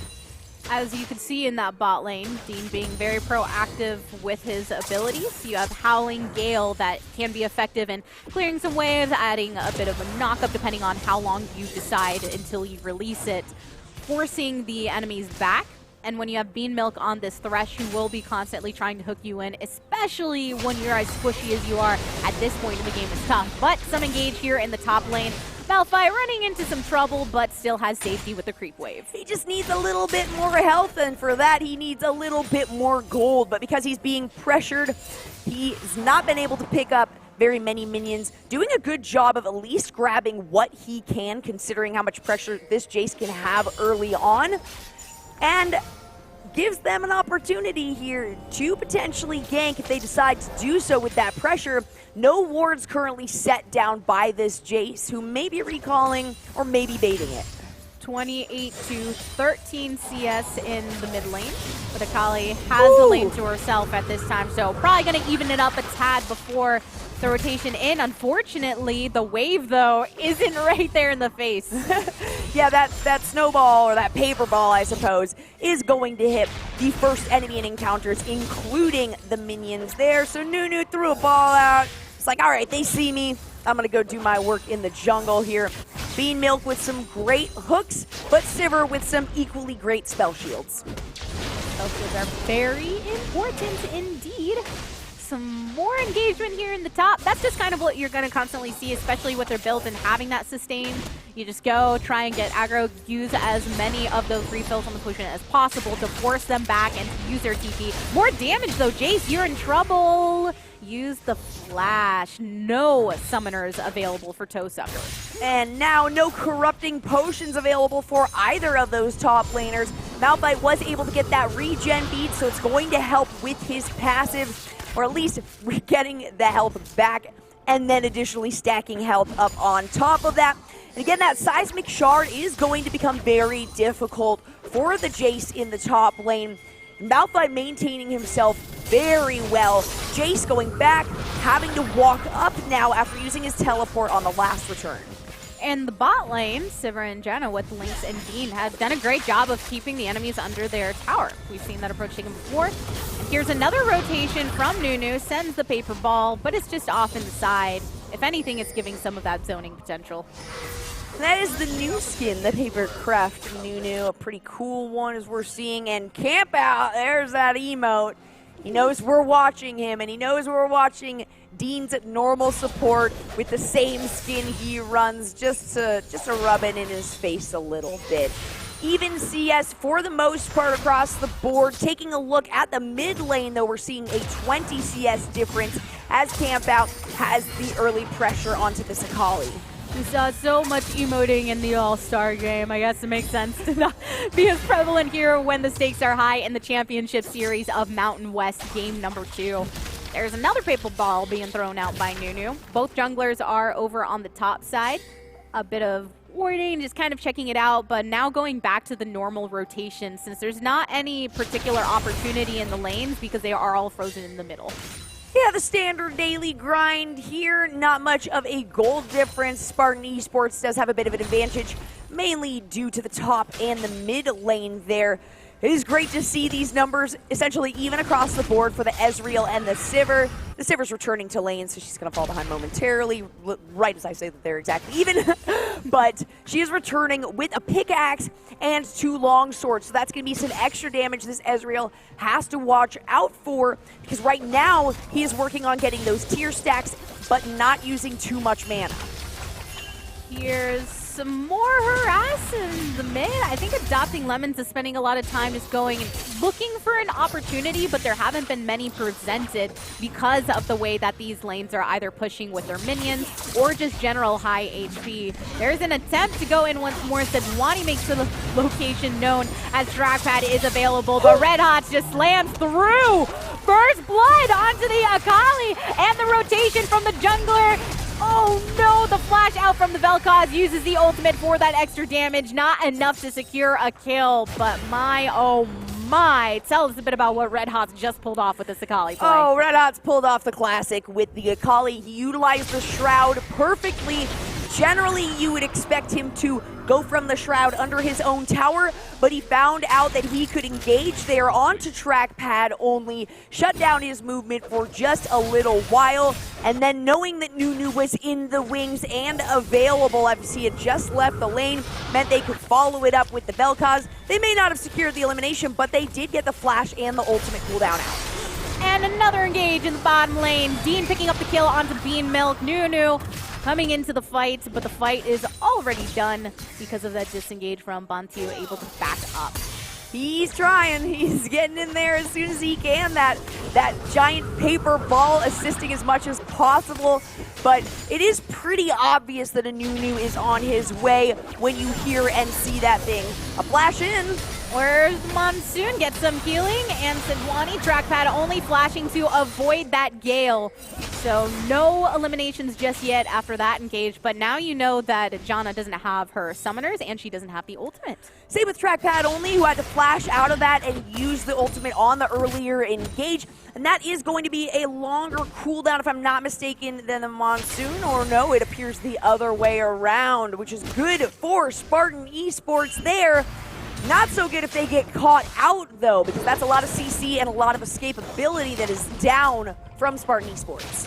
Only 2 kills on the board so far, though. So 10 minutes into the game, and the gold lead is fairly even. So if you're on the side of Spartan, maybe a couple of picks have happened, sure, but it's really not that terrible. We can see the gold breakdown here for the most part. The CS is going to show you who's in the lead. However, that Akali is behind does have the 1 elimination, so she is ahead a bit, but she can take that advantage and go wild with it. The Gunblade being picked up, as well as a bit of magic resist. 2 stacks on that Dark Seal are going to help her as well. We see the Vel'Koz does not have anything at the moment. Malphite Ultin with the unstoppable force. Can he be stopped is the question. Red Hot picks it up onto Toe Sucker. And that was showing just the quickness with which you can make these plays. And another death in the bottom lane. Bantu picks it up onto Dean. There's an ultimate from Sever wanting to clean it up as much as possible, but the danger zone is near with the tower and the minions starting to roll on in. Lots of damage. It's the sustain from that healing that keeps Thresh alive. Great job by Lynx to kite that one out. Change focus onto the Thresh. That's going to force at least one of these members back, if not both. Bantu likely going to throw out a few more Qs, get some more stacks onto this tier. In comes Nunu. And gets hit by some of that damage that we know and love from Vel'Koz. Oh, the freeze up from Sejuani. One more hit from Death, but no, nobody rotated and responded on back. Unfortunately for them, not going to clean up. Rotation from Dean as well means that they can potentially throw it to them. But I think they're just going to have a standstill there for a moment, keep the waves managed, and luckily for Adopted Lemons could escape for some heal. Tons of pressure from both of these junglers. That just means that they are at least allowing their team to take advantage of a few minions, getting a few extra creeps to their score there. Sivir now taking the lead here. Vel'Koz has more than 20 up on this Akali. And this Akali, by the way, was played almost entirely during the conference by Red Hots, if possible. She recently did get nerfed relatively hard, but she is still viable enough. And in this fight, obviously Vel'Koz is going to have that early lead. She has been staying safe, though, getting 2 eliminations down. Even if it hasn't been in her lane, it's going to help her in the long run. It's the CSing on the side of Vel'Koz and Jace that has kept this score so even. Because yes, 2 kills over for Akali, but hasn't been able to farm as much as the opposition. Now the rotation from Boise State onto the Drake, so it is a mountain. Thresh trying to see if he can take any part of that, throwing the lantern over for vision, following it up with a hook in hopes that Boise State had burned it down quick enough, but they laid off on the damage until that expected hook came through, and the smite took it down. So starting out with a Mountain Drake is going to help with these objectives, if they're able to push the lanes in now, that bottom lane is going to try to do so as quickly as possible before Thresh and Ezreal can retaliate. And Boise State have no wiggle room. This is game number 2 where they are down 0-1. So if they lose this, that's the end of it. Champion Series is donezo. But they could win it and push it to that game number 3, which is why I think they're taking their times before having those aggressive rotations that they have previously. Yeah, we saw a little bit from the Janna, but nothing as crazy as when the Thresh or the Zyro is making those early pulls. Absolutely. Even for this Malphite, the best thing about him is if he doesn't feed, which so far he has, he's just got an assist there. Over time, he's passively increasing every single one of his abilities. A camp out. That's the pop-up from Snowball you're waiting for. Red Hot's with the kill credit, but it was a team effort because he's been waiting for that. That's why he's been rolling it in the whole time, just for that moment. Adopted Lemons, though, throws out the ultimate last second. That may have been an accident as it was immediately popped, and it was after that Vel'Koz had already gone down. 2 summoners, though, from the Vel'Koz. The ultimate was used early on in that fight, so Vel'Koz doesn't have much there. We're going to expect Sejuani to show up pretty often. Oh, the hook. Thresh goes in, throws at the box, and then did get some kind of a catch for a moment, but Dean, very aggressive, a flash forward from Bean Mill to finish off the enemy supports. That's a 2-2 and 0 Dean, 0-0 and 2 Sivir. It could be worse. Luckily, he is taking the death as well as the kill. That's the thing, though. Jenna's very squishy early, and if you're not careful, it just takes a couple pops to take her out. He kind of sacrificed himself there to secure the kill. Maybe he didn't necessarily need to flash in as he did, but a great ignite to start the fight sent that Ezreal running.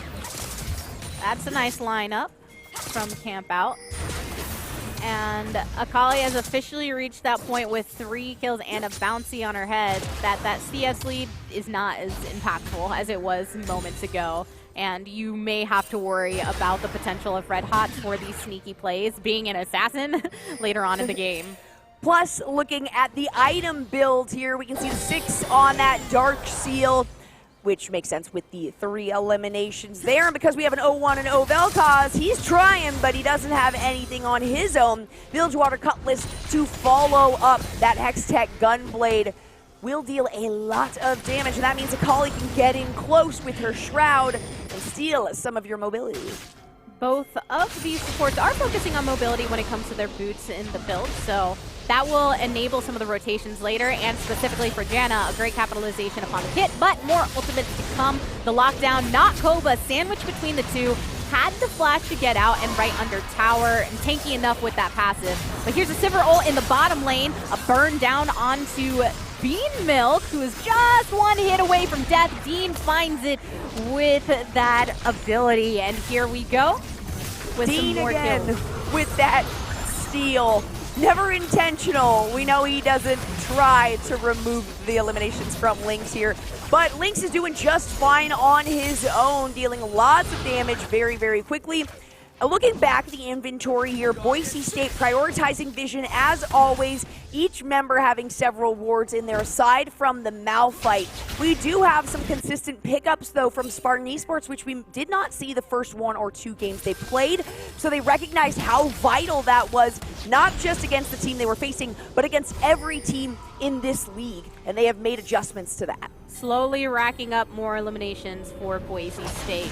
Yeah, that was the thing. If you look at the support play, when Dean threw out that Zephyr, having the range that you can add and then the slow potential, sometimes it's okay to take the kill if it means securing the kill, and I think those moments where, all right, it would be nice to get it onto the Sivir, but it's better than letting them get away. It is sometimes fun to watch the Zephyr go and be like, all right, come on, ADC, you can do it, and see the health tick down as you steal that kill.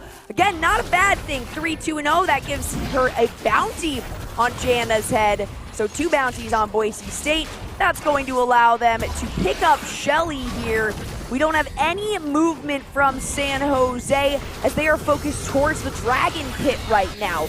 Shelly going to be picked up, likely heading up to this top lane, and there are the pings to verify that prediction. Say separation an objective priority which also positions Boise State for this top lane. You have to use the ultimate defensively to get out for Sivir with those tower shots, hitting pretty hard onto an ADC, and a rotate from the back of it as the Drake gets taken down. Red Hots gets the kill onto Camp Out, which may be crucial. Has to be single digits there for Dean, who has to recall immediately. Oh my goodness, that is a Red Hots going down. All summoner spells used as well as the ultimate there. So some retaliation from Spartan Esports proves useful in that mid lane. Now they are circling down and around, but Boise State knows that they are coming from this area. Do they know there are 3 members? Oh, look at that heavy hit from the Rift Herald onto the tier 2. Teleport comes in from red side as Nunu makes the rotation. Snowball, great use of zoning, and Malphite is here for the party. Could potentially use his ultimate for some engage, but instead Spartan are forced to deal with that Rift Herald. Now the gold gap is starting to widen, but at almost 20 minutes in, it's still very, very even considering there's Dragon apiece and 3 to 8, as well as 3 towers. Actually, Spartan Esports has been doing a phenomenal job of maintaining and not allowing that gold differential to really affect these fights. That's the thing. It's not that big of a difference. The gap is growing over time, which can get completely out of control if they're not too careful. But Spartan Esports still have an opportunity to bring this online by securing a Drake like they did, and they need to get some kind of tower pressure, which is why Malphite is attempting to take care of those waves in the top as much as possible. With 3 towers compared to 0 and only about a 2.5k gold difference means that Spartan Esports are doing a good job, whether they fall behind or whether they are very far ahead like we saw in that first game.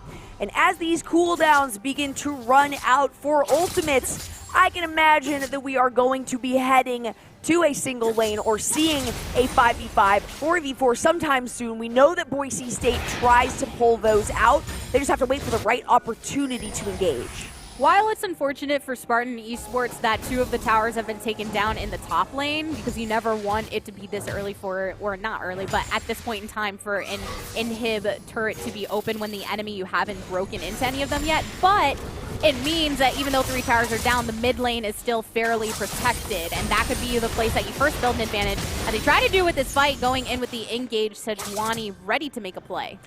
Red Hots has been distracting that Jace down bottom. She gets very low, but she's able to escape. She has pushed this in very far. A great shot by Jace. Is he able to follow it up? It doesn't appear so, as Akali still gains a bit of health from that W, I believe.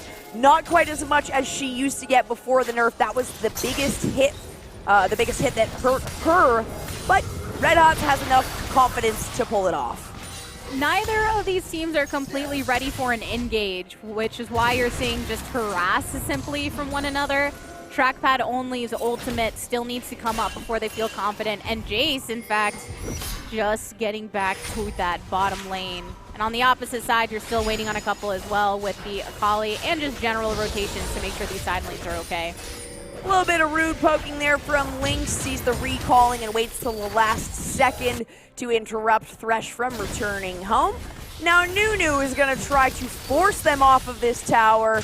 With the cannon minion, they're hoping to deal a little bit of damage, but it does not appear that they were able to actually collapse on that, meaning they should start heading towards another lane or another objective or baiting the other team out, since this mid lane has been something they've been working on for a while and haven't been cracking it. Boise State can afford to be slightly reactive here since they have all their turrets up, trying to pay as much attention as possible to where Spartan Esports are going to be allocating most of their resources. Since they have this top lane they have to worry about so much, then anytime somebody appears there from Boise, they know that Spartan has to answer. Spartan Esports doing a great job of removing those wards. They know that it's not just about being able to see the enemy, but restricting the enemy's vision themselves. Boise State does have a retaliation. A great hit there onto Red Hots means that everyone on San Jose knows that he is there. Finally, Boise State has been able to turn onto this turret and actually deal some damage. They are starting to chunk in on it, and in the bot, it is a top battle as they rotate over into this river. Jace able to dish out a lot of damage in that moment, but knows that he can't completely capitalize when it's a Malphite who can get pretty beefy. and Malphite was okay with the Jace jumping on him with the Sunfire cape as he was taking the AoE damage when Malphite wasn't even hitting him. Malphite does tend to have some kind of tanky item built on him, and Sunfire Cape is great because you can offer a bit of that aggressive take back. As the rotation onto the Drake, it is blue side, Spartan Esports focusing on this objective. But are they going to be able to secure it before the rotation? Nunu rotates in. Does he take it? Blue team gets it with the Sejuani. And here's the ultimate from the Nunu. Bantu picks up the kill onto Nakoba and the flash out to the side. Oh no, it's Vel'Koz that has fallen. Red Hot is feeling hot before falling himself to Bean Milk. There is the feeling coming from that redemption as 3 members of Boise State back out. Oh no, it's Dean eliminated by Bantu. Getting another one, taking out that bot lane and an ace. What tremendous play from this Ezreal, along with the rest of the team, and they're engaged. Spartan Esports had Toe Sucker coming down, up, and around. So when he engaged on those 3 escaping members of Boise State, he was at full health and able to spam his abilities as much as he wanted. Now, Spartan Esports is going to be able to gain quite a bit off of that. They did pick up the Dragon to start. There was an early smite coming from Adopted Lemons on Nunu, so he was not able to secure it, and then a wasted ultimate to follow. 2 towers will be collapsed on by Spartan Esports, and now that gold differential is beginning to widen as they pick up a few towers themselves. Yeah, that hurts. 2 towers down, damage onto a 3rd. That's the moment Spartan Esports were waiting for. They knew that the gold difference wasn't too crazy. They knew they were keeping a good head on their shoulders and just needed one good team fight, because you're at that point 25 minutes into the game where you have more time to deal with after the death timer's popped. Now maybe an engage here on a Bean Milk. Bean Milk, oh no. Bean Milk burned to a crisp. Yeah, that's you can milk those. He's not on an Alistar. It's kind of weird that you can milk beans when you think about it. Drink almond milk. I'm like, how do you get all of that out of the bean? This is a big bean on the Baron. Yes, it is. Nakoba doing his best to prevent Trackpad only from getting in. They don't want that smite anywhere near Baron. Oh. Spine over on the side to use it into the Malphite ultimate. There's some more coming in. The Vel'Koz will for the damage from the backline, but Nakoba ends up shutting down Trackpad only. It's 2 that have fallen. Mid laner taken out as well, and they are running for their lives. Toe Sucker at about 50% HP, gets some healing from the redemption, but Nunu is on their trail. Knock up onto this Bantu, but he has that mobility that Ez loves to dodge the rest of the damage. So they turn it back around, flash forward onto the Sivir. Sivir has that extra level of protection, and it's Dean that has fallen to Bantu. Bantu with a double kill once more. Can he dish out the additional damage so low on the enemy side? But I think that Spartan Esports are okay so far with what they've got. What a play by Bantu. That was absolutely incredible. And once again, he is showing us the reason he loves this Ezreal and plays him so consistently. Now the pressure is on back in this mid lane. Bean Milk circling around. That is 1 tower going down.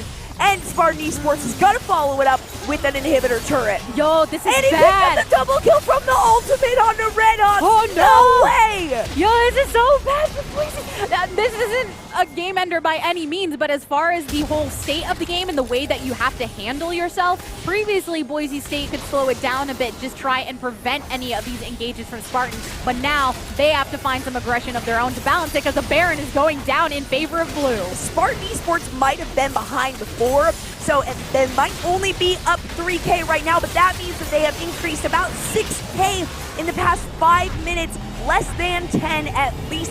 Baron buff now on all 5 members here. 1:25 onto the Dragon. Spartan Esports knows exactly what to do. Communication on point, and that time management is something they are not struggling with. Think about what Spartan Esports were able to accomplish prior to getting this gold lead and filling that gap and the Baron buff. Now they're ahead in gold. They've evened out the scores with the towers. They have this Baron buff. They're all up and ready to go. Some ultimates. Yeah, looks like those are ready too. Some summoners that are down. But on the opposite side, all of those are up for Boise State if they do get engaged. Oh, not Jason's. Oh, wait, it's back up. I know, but when I see that Jason's is down, I'm like, it's not really down. Yeah, he does frequently change because he has the passive movement speed increase when he does that. The very powerful melee one, though, we will almost always see him engage with that and then try to disengage with the range, the E followed by that Q, because it just deals so much long-range damage.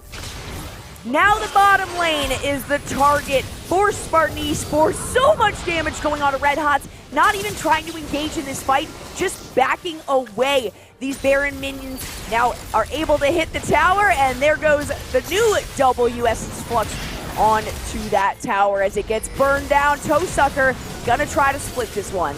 Spartan Esports made it seem as they were all ready to engage in the bot lane, but send Jace over to the side. The Sivir ultimate to put them into this engage. The box thrown up by the threat, but Toesucker taking down the inhibitor in the meantime. Shut down onto the Ezreal. Is this a choice for Boise to turn it around? 3 have been chunked on down. Double kill for the Akali as Red Hot is feeling hot in this moment, but so is Toesucker. 2 kills for him. Make that a triple kill. Oh no! There's gonna be the last hit, not go back. A quadra kill for this Jace! And my, oh my, the ace is the place for them to go and keep hitting face for this game. That is impressive. Going to be able to close this out. The next member up is going to be Dean in 10 seconds, just the support. He is not going to be able to prevent these members from taking it. I think Spartan Esports may have just taken this game. A game that was going back and forth for so long and looking like Boise State's opportunity to run it through. Spartan Esports have a different story to tell, saying we have the power within. We are the champions here at Mountain West with a 2-0 against your undefeated #1 seed from their division. Spartan Esports proving everyone wrong here today. What just happened? What a shutdown. Spartan Esports watching bots, staying up till only midnight last night was enough for them to educate themselves on Boise State, a team they'd never played before that was undefeated entering this conference.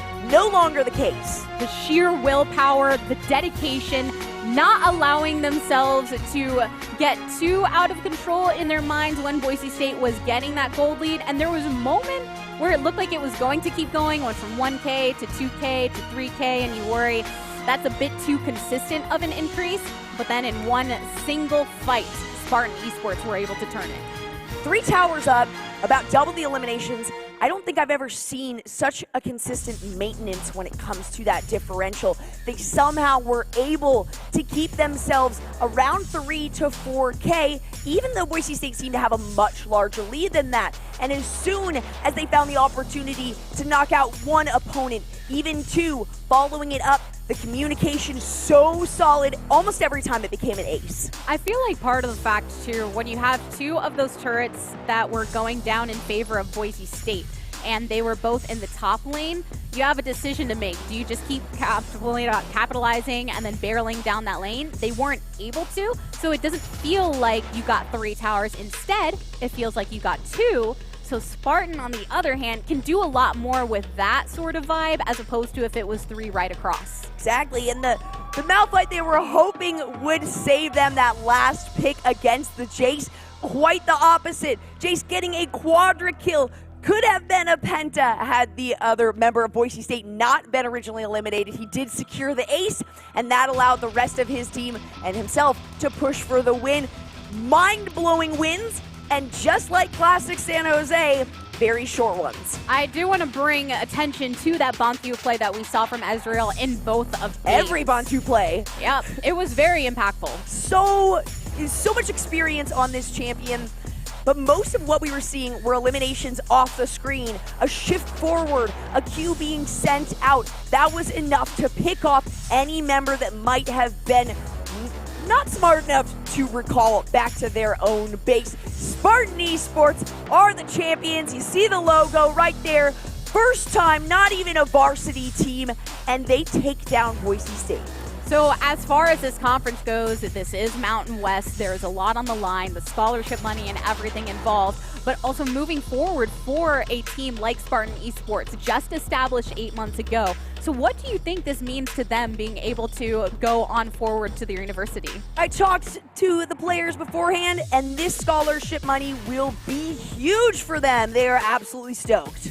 All right, everyone. We have had a wonderful time bringing you the action throughout these 2 days at the Mountain West Conference. Thank you for having us. My name is LaTigris, and this was Jolly. But it is time to announce your 2019 Mountain West Conference Final winners, your champions, Spartan Esports.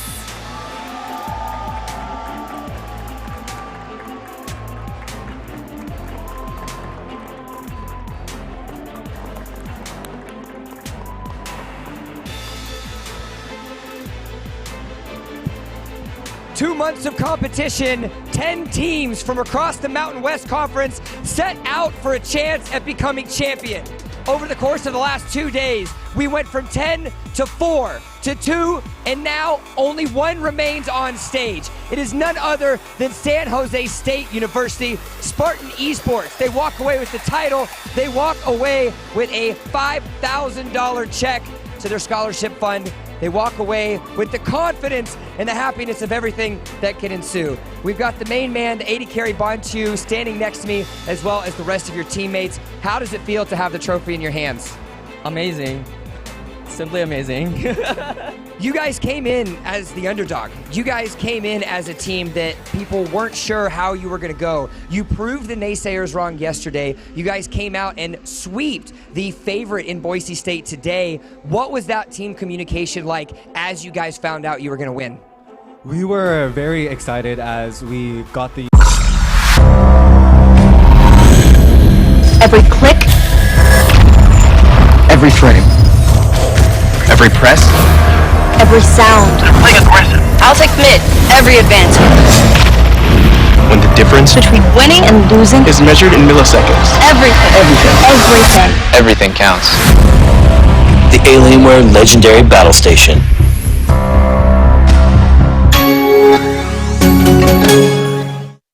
The quadra kill, and I think this is like the first higher than the triple kill that in the series, and we were just really excited to have to end the game with such a big bang, and we were really excited to be able to get the finishing touches on the Nexus as they were all dead. Now, not only do you guys get to walk away with a happy team individually, but you guys were representing your school. You're representing San Jose State and the Mountain West Conference, and now not only do you get to walk away with the personal pride, but you are the sheer representative and the champions of an entire conference with the Mountain West. What's that like? It's crazy. The pressure on us, definitely there. I think we're pretty hyped, and I think we can handle it. Well, handle it they indeed. Once more, let's give it up. Congratulations to San Jose State for securing themselves the title. As we said, 10 teams came in and only 1 has remained. Congratulations to San Jose State, Spartan Esports, and from the Mountain West Conference, thank you and have a good night.